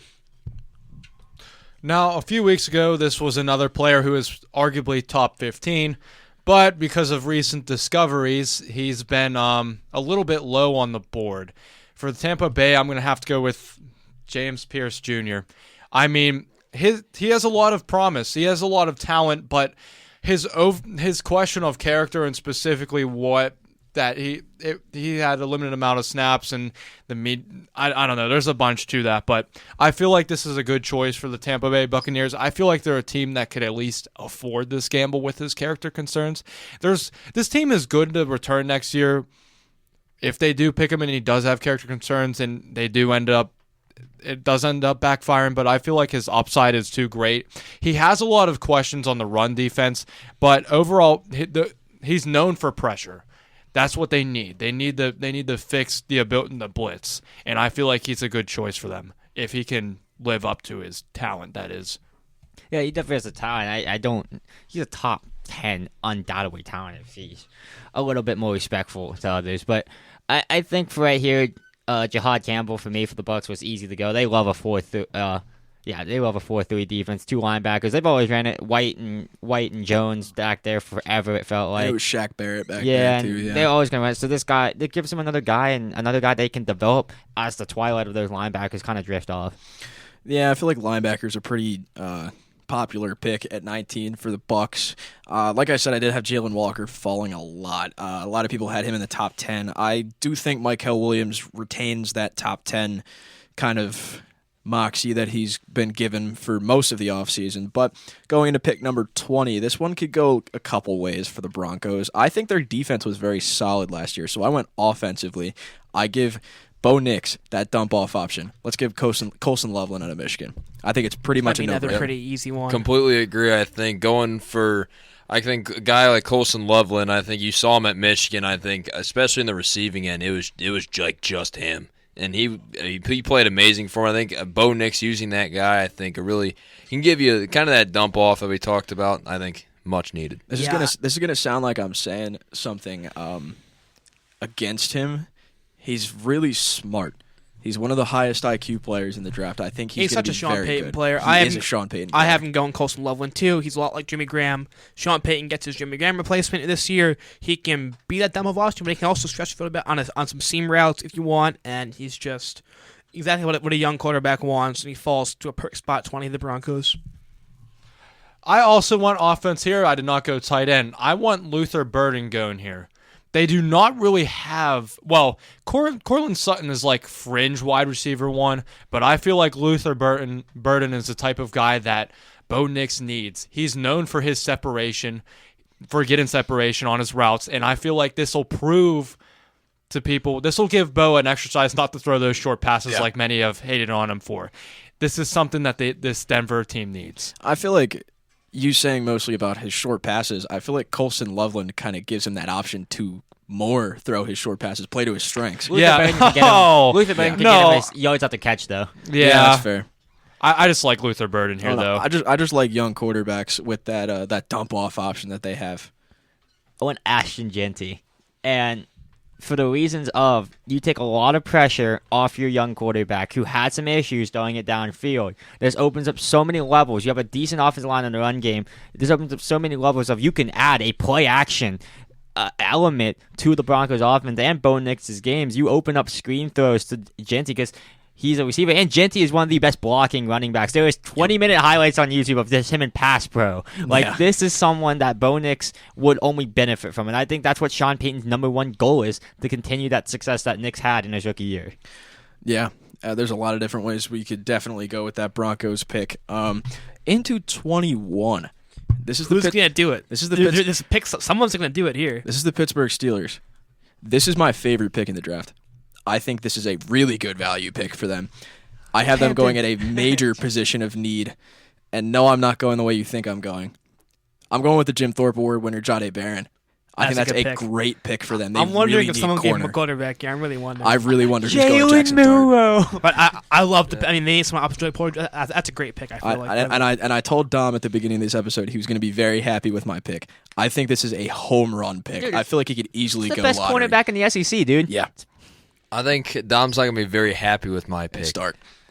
Jalen Miller. No, I'm kidding. I went Emeka Egbuka here, and I went for scheme. I went scheme fit for Pittsburgh, and I think having a great route runner who got really shadowed at Ohio State, because if you didn't have a guy like Marvin Harrison and then obviously Jeremiah Smith, he would have been a 1 and he would have went much higher. And I think for Pittsburgh, you're getting a steal in the later end of the first round, and I think Steelers getting a steal. Nice. See what I did I think. there? Yep. See what I did there. I think kind of whichever quarterback they decide to keep, which as of current reports most likely looks like Justin Fields, but we are not sure. But I'm going to go that route. John, the way you just said I that. have receiver going. I have receiver going here, too. I have him going Luther Burden here. I mean, this offense was really bad without George Pickens in the field. Really, their sort of fall-off started when he got hurt, and then when he came back, it wasn't really the same play, especially in that Bengals game where he just didn't do anything, where he was just dropping bad passes. I have him going Luther Burden because he's a guy who can slap in the slot and outside, give him a yak that some of this team really could use to go along with George Pickens, and he just makes their offense better. Whoever's playing quarterback there next year, it's really up in the air right now. Please say Jalen Milroe here. Don. Please say Jackson Dart. I like the corner. I like the corner idea, and I do not know what's up with Dante Jackson. I very much am confused by I feel like he's gonna go elsewhere, but still, I like that choice. You can always take a receiver in the second round. You can always just flip it around. I went with Egbuka here too. I like the scheme that he fits. He's really good for throwing off coverage to open up other lanes for other players, and I feel like we're gonna use that a lot. Specifically, we like to throw to running backs like Jaylen Warren and Najee.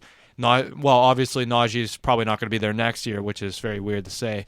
But I don't know. I like Egbuka in the scheme. I feel like it's kind of terrible to say that we have to draft a receiver that'll get along with Pickens, and Egbuka has been well known as a 2. So yeah, I mean, throw him in there as a 2. I could only imagine the trouble if we would try to trade for DK Metcalf that would happen in that locker room. But yeah, Egbuka's a safe, good choice here. That's the only choice that I'd be happy with, by the way. Any other choice, I might be upset, such as the lineman. I went wide receiver, but I did not go Egbuka. I went Luther Burden. I feel like his skill set fits the scheme as well, because you're seeing what they're doing with Austin down there and the ability he's thriving in, if you want to call 500 yards thriving. So you give someone more, I don't want to say qualified, but someone a bit more, I don't know how to put this, like an actual receiver. It gives you an idea of what he can be. Now, the big issue is he's going to be a wide receiver too. I'm sorry, Jerry Rice could be on that Steelers team, and George Pickens would still think he should be the solidified wide receiver 1.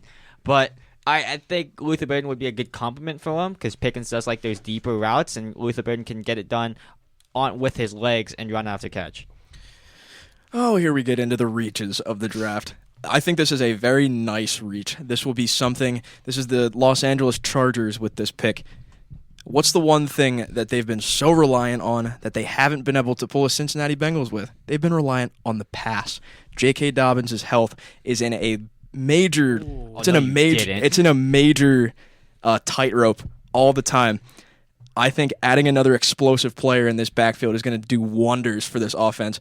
I go Amari and Hampton. Yeah, he's going to go first round. He's going to go first round. It's a great pick. All right. That is one of my favorite picks in this draft. Wow. I think adding him to a really shaky running back room with somebody with the really big health concerns of J.K. Dobbins, taking the pressure off of Justin Herbert.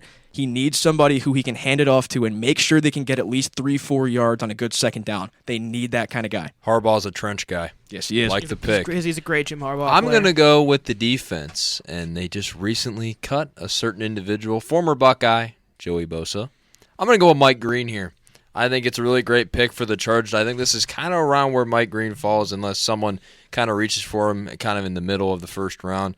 I think for Los Angeles is a cheaper option. I think Joey Bosa saved him, like $25 million, somewhere around there. I think got Khalil Mack there, too. It's getting pretty good. He's getting up there. They're saying they want to try the Bears. Really? That, yeah. He said he wants to go back to Chicago, yeah. That's really weird. Even yes, he's 34 years old. Because on McAfee, I know the Chargers GM said they were going to try and get him back. It's the same thing with Slay. You can pretty much call him a lion. So, Yeah, pretty much. I got Chargers taking Jim Harbaugh is just I don't see how he's on the board at this pick and not taking his own Michigan man Kenneth Grant in that interior offensive line. I thought you just said they drafted Jim Harbaugh. I was like, Bro, what? drafted a coach they already had. I mean, how can Jim Harbaugh pass up one of the best players from the national championship team? They need D-line help, and he's just a great interior guy. He's a lot of pass rushing upside, which is kind of unique for a nose tackle.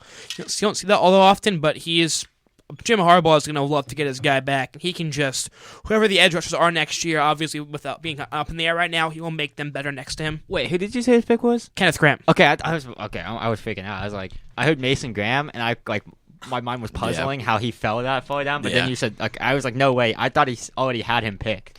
So I was like, did he have Mason Graham twice? I was going to say. For the Chargers, I had them picking name of the game players. No, I'm just kidding. This is honestly a steal for this pick. I'm surprised. This guy has risen up a lot. I'm going to have to go Matthew Golden here. Just get that number 2. I mean, Quentin Johnston, the amount of drops that he had last year. He's a good 3.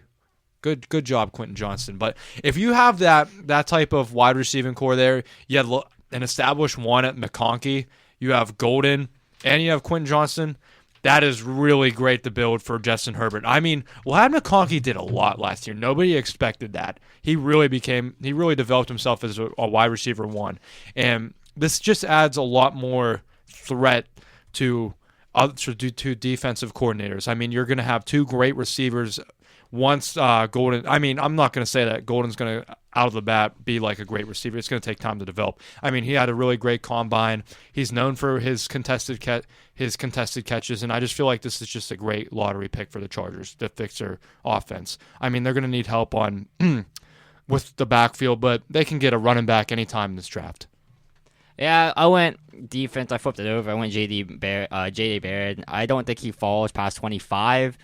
I feel like the Chargers need some defensive help. They're already in. I feel like the only reason they really haven't solidified this corner position, because first of all, it failed the first time they tried to do it, and second of all, there's not much receiver depth in their division. Let's be honest here. But I feel like if they start before they get ahead of the curve, if you will, and solidify a great secondary first, it limits so much of that good passing game that Knicks has. That I got Shadeur Sanders coming in here for the Raiders, and of course you got Patty Mahomes for the Chiefs. Yeah.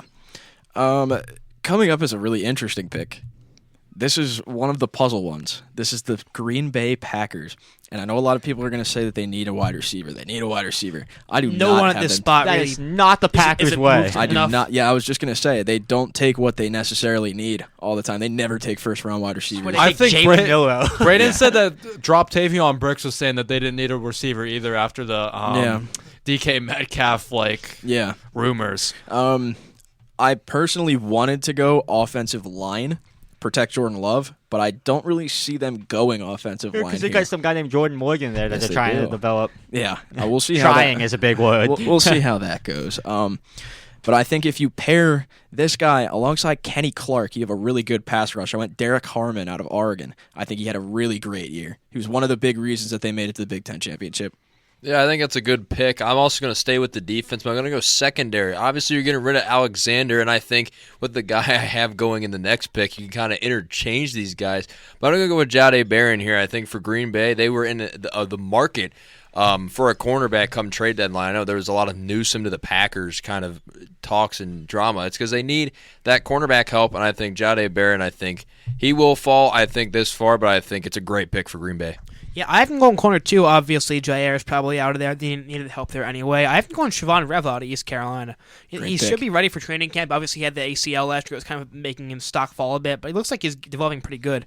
But he's the style corner he is, just plays good in the league. It's worked. He's a physical press corner who you just want to put out an eye and say, go get your guy. You've seen Sauce very much in this mold, Christian Gonzalez as well. But, I mean, it's profile we've seen work in the league before at position they need. I think it's just he can be that one for them for a while in that defense secondary. He's big, too. He's 6'2", 190, or 194, but he's that lengthy guy. Like you said, kind of reminds me of Sauce. This was a really tough team to pick for, so I had to consult one of our good friends, Braden Laszlo, and he addressed that Green Bay has a lot of issues, specifically getting quarterback pressures. So I selected defensive end Shamar Stewart to help them out. I feel like it's a great value pick for them. Sure, he's going to need some time to develop, but after a year or two, he'll be much more of a refined player that'll be good for this Green Bay Packers defense.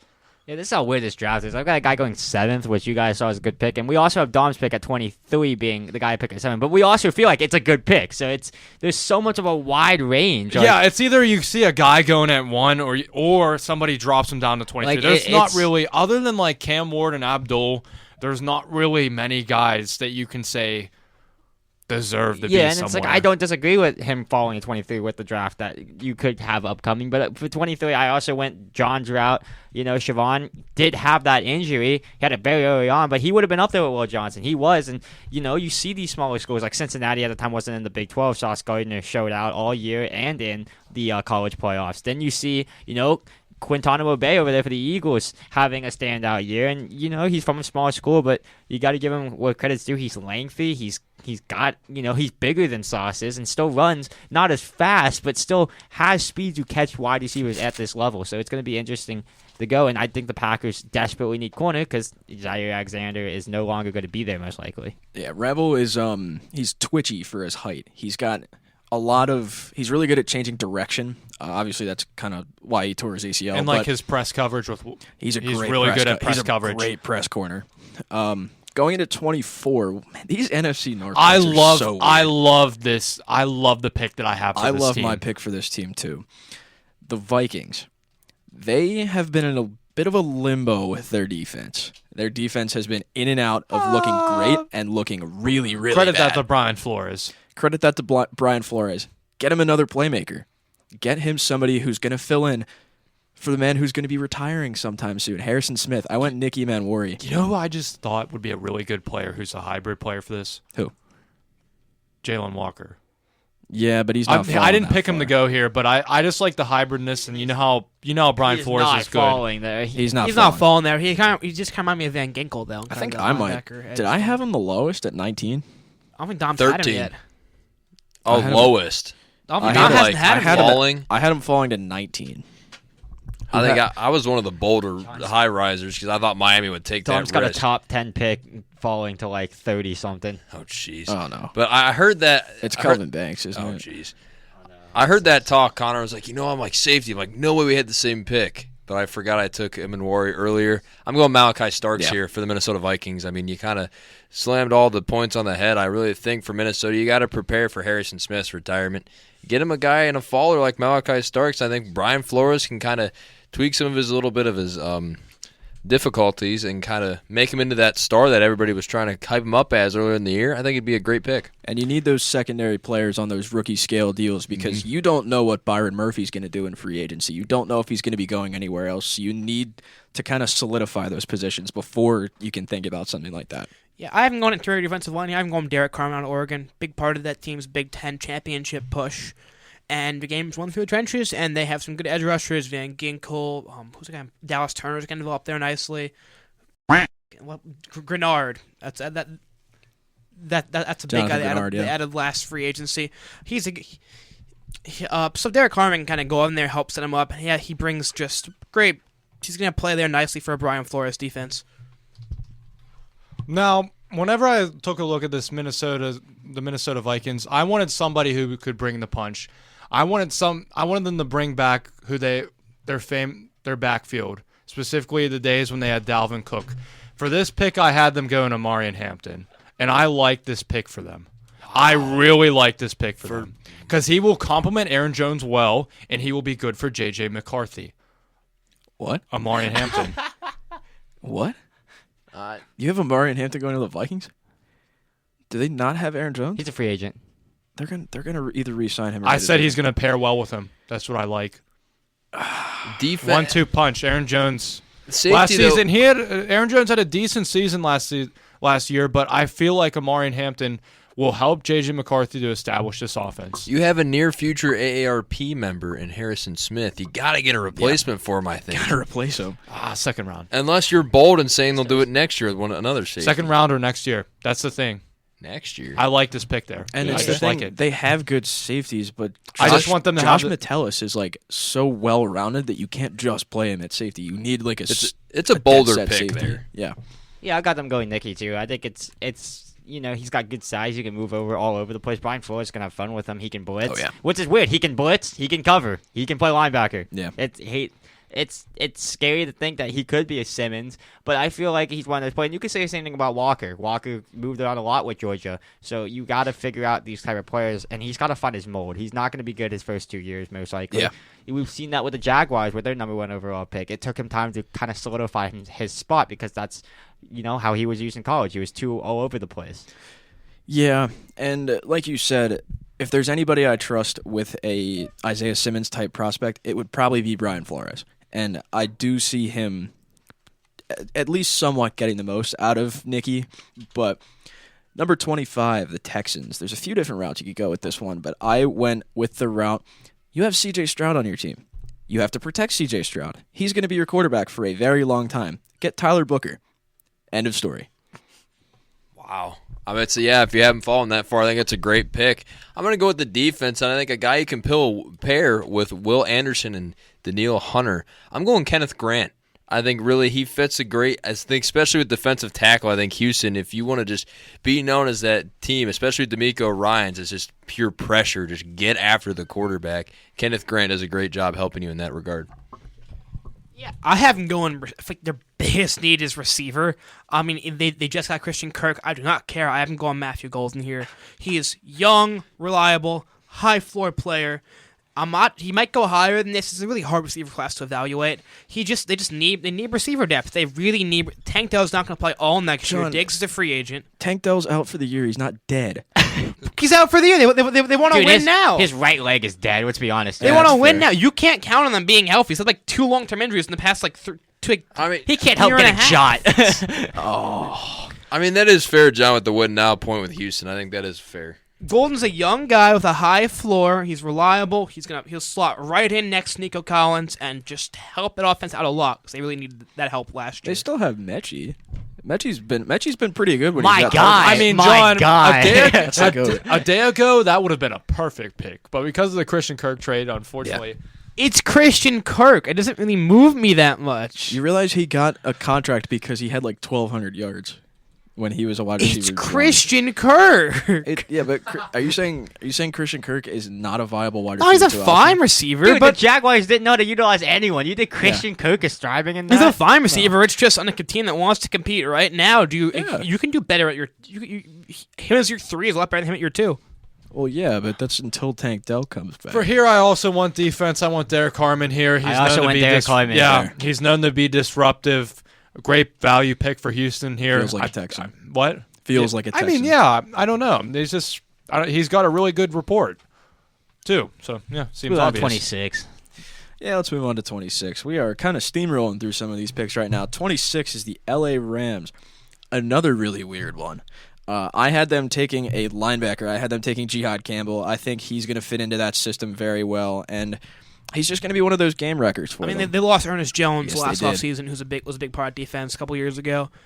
Yeah, he'll fit in nicely there. Yeah, I'm going to go kind of the route I did with Seattle, and I think they have a very similar situation at quarterback. Obviously, they did get back Matthew Stafford, and I think you're going to have to get a guy that protects him alongside with Jackson at left tackle. I'm going to go Josh Simmons out of Ohio State. I really think for the Rams, and especially considering you're losing Cooper Kupp, you're going to have to give Stafford more time, and I think kind of get him that connection with another receiver.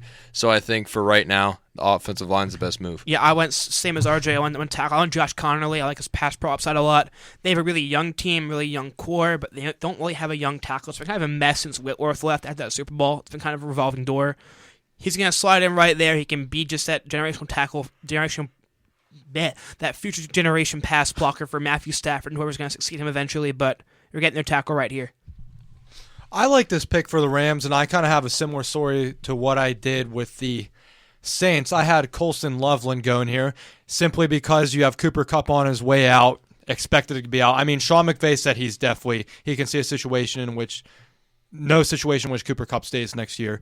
I mean, and Colston Loveland is praised for his knowledge, his route running skills, specifically the amount of routes that he can run, the amount of versatility that this guy has. I feel like this is great to pair it with an aging Matt Stafford, kind of similar to Derek Carr, give you that dump-off guy that you need, and it'll help establish – I feel like it's going to help transition Puka from the 2 to the 1 spot as well, and maybe open up a little bit more for Kyron Williams in the passing game. I don't know. Colston Loveland is just – there's a lot to him that draft reports have come out and said. I mean, he can be used in a lot of schemes, playbooks, and he's just like one of those fun, creative players that a lot of offensive coordinators crave. I love that shout. I should have said that about when I had him taken to the Broncos. He has one of the most diverse route trees I've seen from a tight end in a very long time, and he's just one of those high IQ guys. That's a great pick there for the Rams.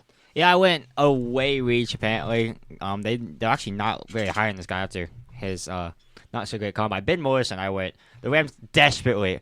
Jeez Louise, they need corner help. If you're trading for Emmanuel Forbes and then they're starting him alongside Tre'Davious White, you kind of need corner help.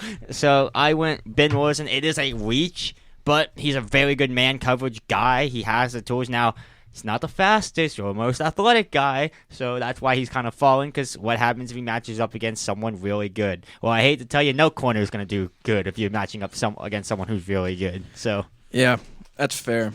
I went with a bit of an interesting one. Number 27 for the Ravens. This is going to be a head turner, I think. But I think down the stretch, down the long run, this could be one of the scariest safety duos I've ever seen. Malachi Starks. I feel like if you pair him with Kyle Hamilton. 2 Kyle Hamiltons. Yeah, that's 2 Kyle Hamiltons. 2 Kyle Hamiltons. That's ridiculous. I don't really see a world where you get past that. They're cutting Marcus Williams. Well, I have one when you. Well, of course they're cutting Marcus Williams. Jeez Louise. Yeah.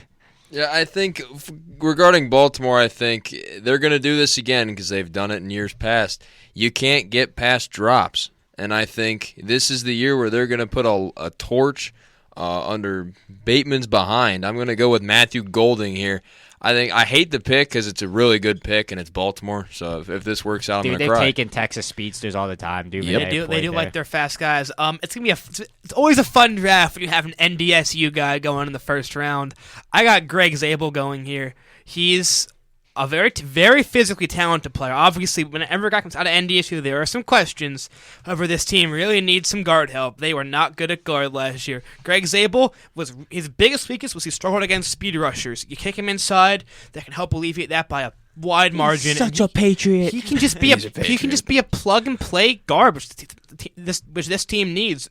Stanley's going to leave. He's a free agent, and they're going to need a new guy to anchor the offensive line. Greg Zabel can definitely help out on that. He's just going to be up there blocking for Lamar, Derrick Henry, Reed options for quite a long time. Now, RJ is going to be upset with my pick here, but John, I went in a similar path. I want Josh Simmons going to the Baltimore Ravens.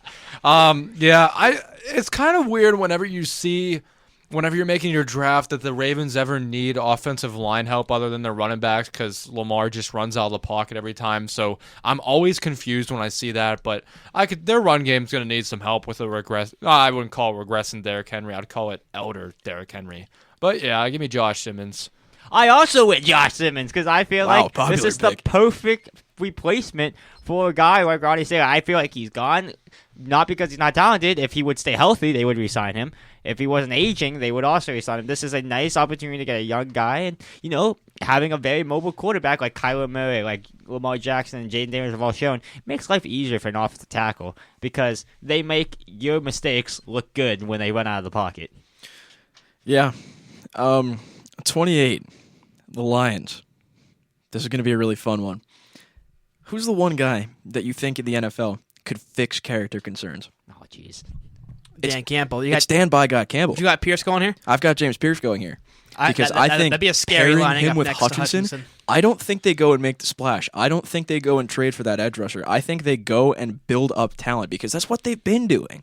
What do you think? Smart pick, I feel like. It's a really smart pick, and I think if you pair him with Hutchinson, watch out, pretty much. I went the same direction. I went James Pierce as well. I obviously thought character concerns. I'm like, who's the best culture to replace, kind of fix him besides obviously Washington up there being with one of those culture teams? I think it would be the Detroit Lions. We wouldn't take him. We don't want him. I mean, we're so high on a certain guy that we would not Commanders take him. are really they want to have that good culture they've kind of built up. I have the Lions going interior defensive line. I haven't gone Walsh Nolan here for one big reason. Lee McNeil's probably going to be out for a while towards ACL late in the year last year, so you can't count on them being ready for the early part of the season. Walsh Nolan, you're going to slot him right there. He can kind of fill that role in and just build together a really good defensive line with Hutchinson there too. Now, I feel like I've disrespected this player, and I had Jalen Walker go in here. And honestly, now reconsidering it, I would have placed the Boston College kid here and had Jalen Walker go way up.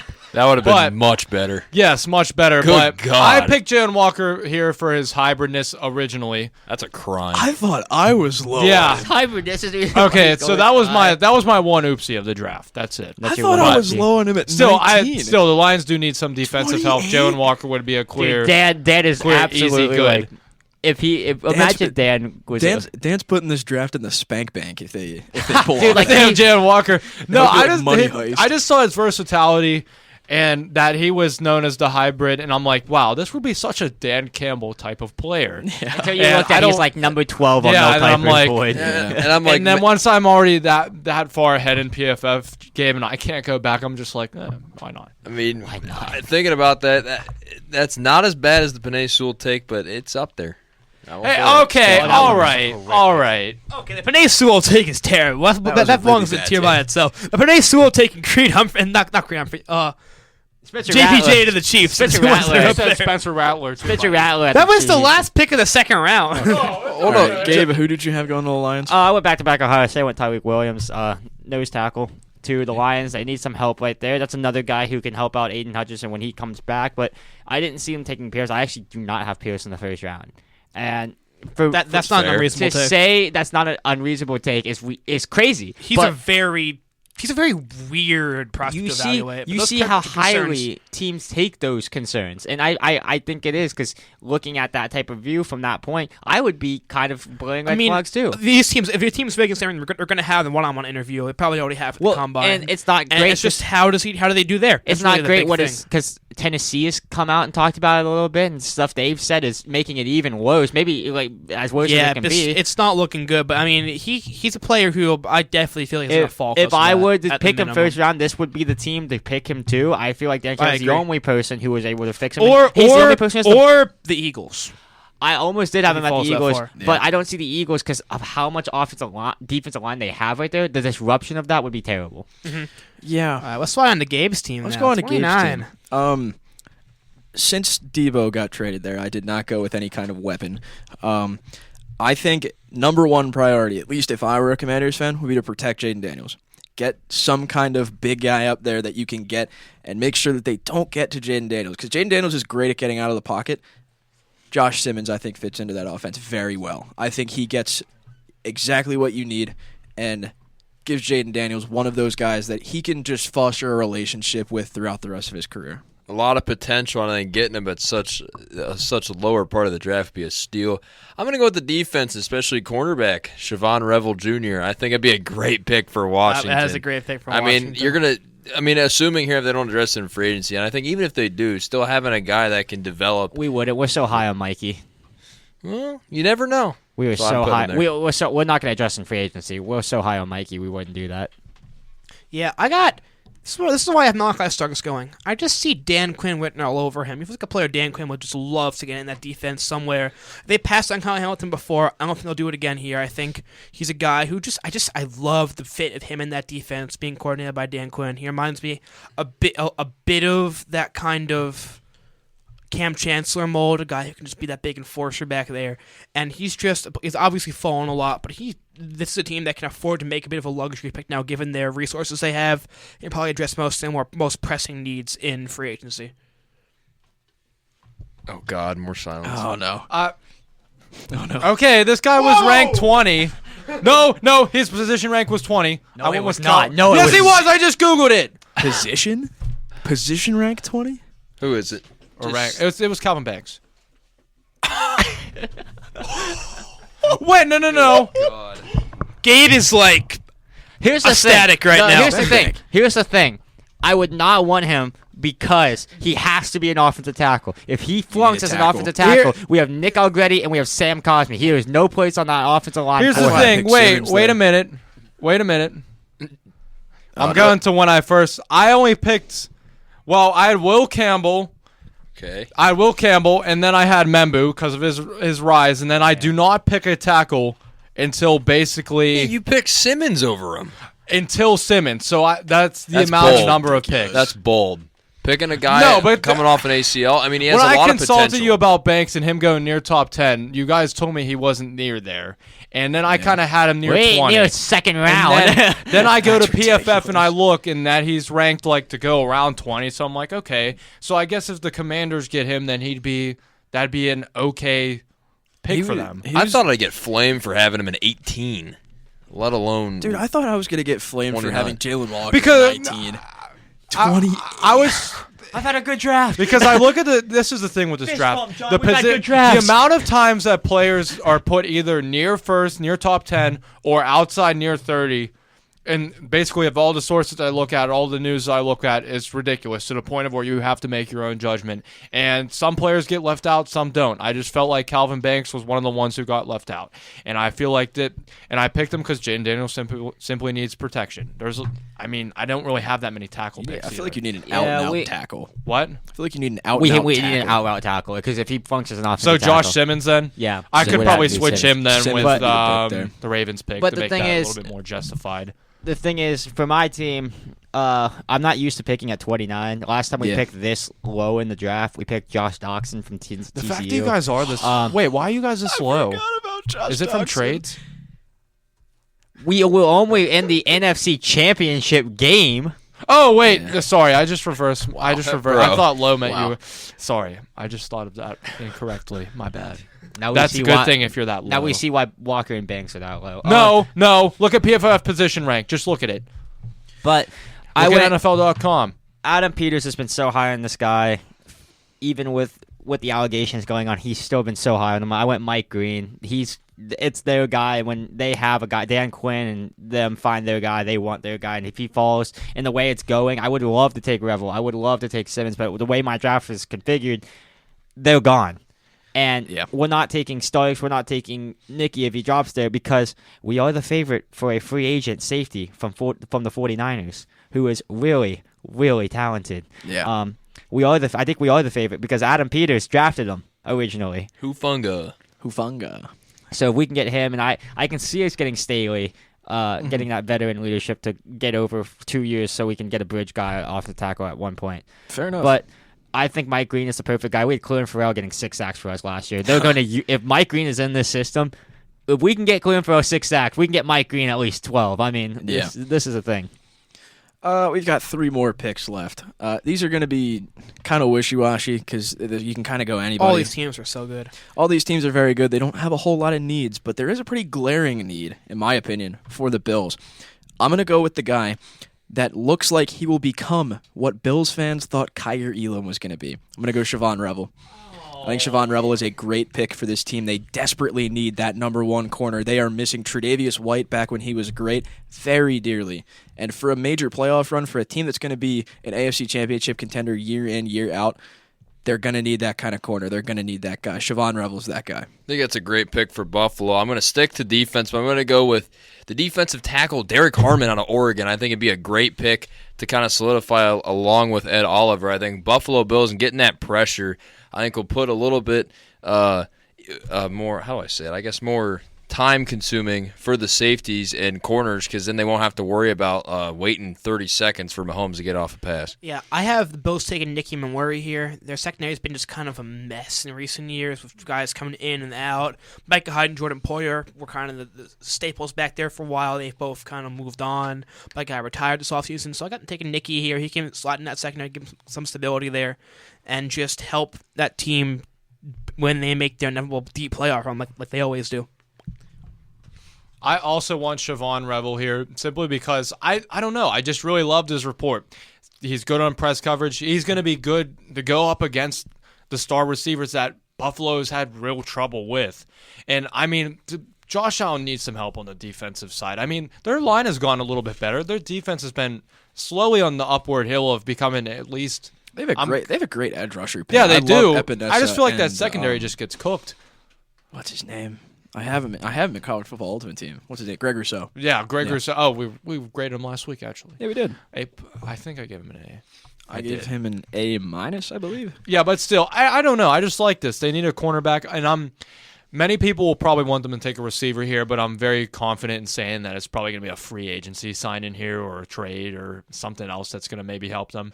I'm very much wanting to shop DK Metcalf here. I'm hoping that does happen. Yeah. Yeah, I went Walter Nolan here. I feel like he's a guy we talked about was a project, but with Ed Oliver already there, it will help him kind of get over that hump and really develop quicker because they need someone like that. He has the potential to be crazy good. Yeah. Let's speed through these last two picks. We've got the Chiefs at 31 and the Eagles at 32. Chiefs, I went with offensive line. I went with Josh Connerly out of Oregon. I think he was great for Oregon, and they just lost Joe Tooney. Obviously, he's a guard, but I feel like you just need some kind of offensive line. Just get Juwan Taylor out of there. Yeah, pretty much. Get Juwan Penalty out of there. I'm going to go with the defensive tackle. I'm going to go Tyleek Williams. I'm looking more for youth. I think obviously Chris Jones is getting older, and you need, I think, more of that pressure on that defensive side, especially for Kansas City. Got to try and prepare for that future. I think they're going to do it now with Tyleek. Oh, God, I've had a good draft at this point. I have to ruin it right here, though. This team just needs to get more dynamic on offense. I'm taking Marion Hampton here.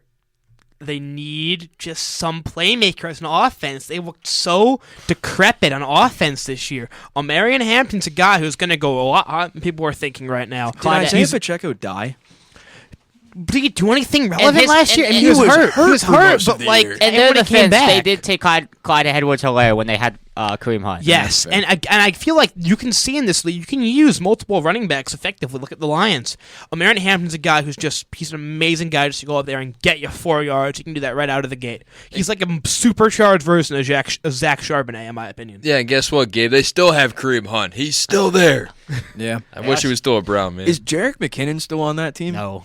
Oh. Where is McKinnon? Is he retired? That's a good question. Probably making my Shamrock shakes. He was great. He was great in that Super Bowl. Me and RJ are going there afterwards. That's right. Anyways, I had to go. I was actually very happy that John picked this guy earlier, but I'm going to go with Greg Zabel. I just feel like Juwan Taylor and losing Joe Tooney is a big loss for that O-line. Clearly, this tackle will help them out. And I was just attracted that I saw an NDSU guy. And even though this guy should be like early second round, I'm just like, you know what? Such a Patriot. Yeah, you know what? Such I just liked it, though. Patriot. I can see it happening. No, I went offensive line, too. I went Cameron Williams from Texas. He's another guy who might have to slip a bit more to the inside. Yep. But with Thuney gone and with Juwan Taylor hopefully being banished anywhere remotely close to Missouri, he will be a good fit for him, and Patrick Mahomes desperately needs solid offensive line help out of that Super Bowl. Yes, he does. Last pick of the first round, we have the Philadelphia Eagles. A bit of an interesting one here. I think they really... There's not a whole lot you can improve on with this team. This team is already so built. Give me Luther Burden, man. I feel like that'd be so fun to watch. Preparing for the A.J. Brown inevitable departure, which looks like it's getting more and more real. Because he's kind of a... Devontae Smith and Luther Burden would be a crazy duo. Honestly. And I think... so lame. I agree with you, John. A.J. Brown looks like he's kind of on his way out at some point soon. You kind of have to prepare for the inevitable, and Howie is definitely a disaster preparation guy. I'm going to go with the defensive side because I think you are going to lose at least Josh Sweat. I think someone's going to overpay for him. I'm going to go. I mean, you could switch the guy from Boston College in here as well, but I took JT Tulimoliau, and I think he had a lot of pressure, at least especially at Ohio That's Ohio State bias. No, it's Ohio not. State bias. Because you could say either That him or kid from Jack Boston Sawyer. College is the only reason they were relevant other than their quarterback. I kept my Penn State bias out of this. He's really good. I can't have Rutgers bias from the Rutgers player gets pretty drafted this high. Yeah, man, he would thrive in Philly's system, though. I think it'd be a good kind of developmental guy. I'm surprised none of us had Millum going here. I see him as an early second-round pick. Or in Yeah. the first round. Second. For We were West saying the Virginia same thing about bias. Zach Frazier. He's around that Zach Frazier area of where he Yeah, was we can go. drafted. But it's just such a deep guard and tackle draft. I have the Eagles also grabbing the edge. I haven't been a Landon Jackson out of Arkansas. He had a Ooh, really okay. good combine. I love that Led pick. position in both the vertical and kind of second in the broad jump. He's just a big dude, 6'6", 264. And with those kind of measurables, they'll line up nicely. I mean, a lot of us think Josh Sweat is gone. They just gave Zach Bond the bag. So he's kind of looking like he's kind of the odd one out. And also, they got to forget, they paid Bryce Huff a lot of money to be a healthy scratch most of the year. So they definitely could look to add to that edge depth. I think Landon Jackson's a guy that kind of could develop really nicely into a force in this defensive line. Yeah, and I also went defensive edge because they lost Sweat, but also because there's going to be one of those two defensive tackles they're not going to be able to pay very soon. I doubt they can keep both of them because Jalen Carter is going to want a bag and Jordan Davis is going to want something similar to it. But I went Boston College, of course, Donovan Izaruka, yeah. I can never get his name right. But I watched tape. The one time I watched tape on him, when Boston College was ranked. And he was pretty outstanding. He was really good. Last pick, but I want Nick Scorton here. I just feel like, of course, like mentioned, they're going to have a lot of guys leaving. It's just an obvious pick for obviously, they keep it a little bit cheaper because it's a rookie. But still, I just feel like it's an obvious pick for Philly here. Yeah, that's going to do it for our mock draft number 1. We might actually do another mock draft come closer to draft time, but that's not afterwards. Yeah, that's not for a while. But I thought I was gonna tick a lot of people off today, but I forgot Don Brusco's in the studio with me, so he saved me. Okay, I did not. I had like one or two, but there was nothing. Yeah, There was There was two, but those two were major. the problem with this draft is that, like said before, there's a lot of players that either fall or rise, and it's very difficult to try to grasp where players should necessarily go. The Boston College kids, yeah, he was a little bit of an oopsie, but I'll get it next time. Hey, man, he appreciates it. yeah, he will. Evan Ingram got cut, by the way, from the Jags. Fun fact. Hey. We will get into some free agency and some news in the next episode, but we will catch you guys next time. Thank you guys for tuning into a very long episode of Stirring the Pot. See y'all next time. See ya.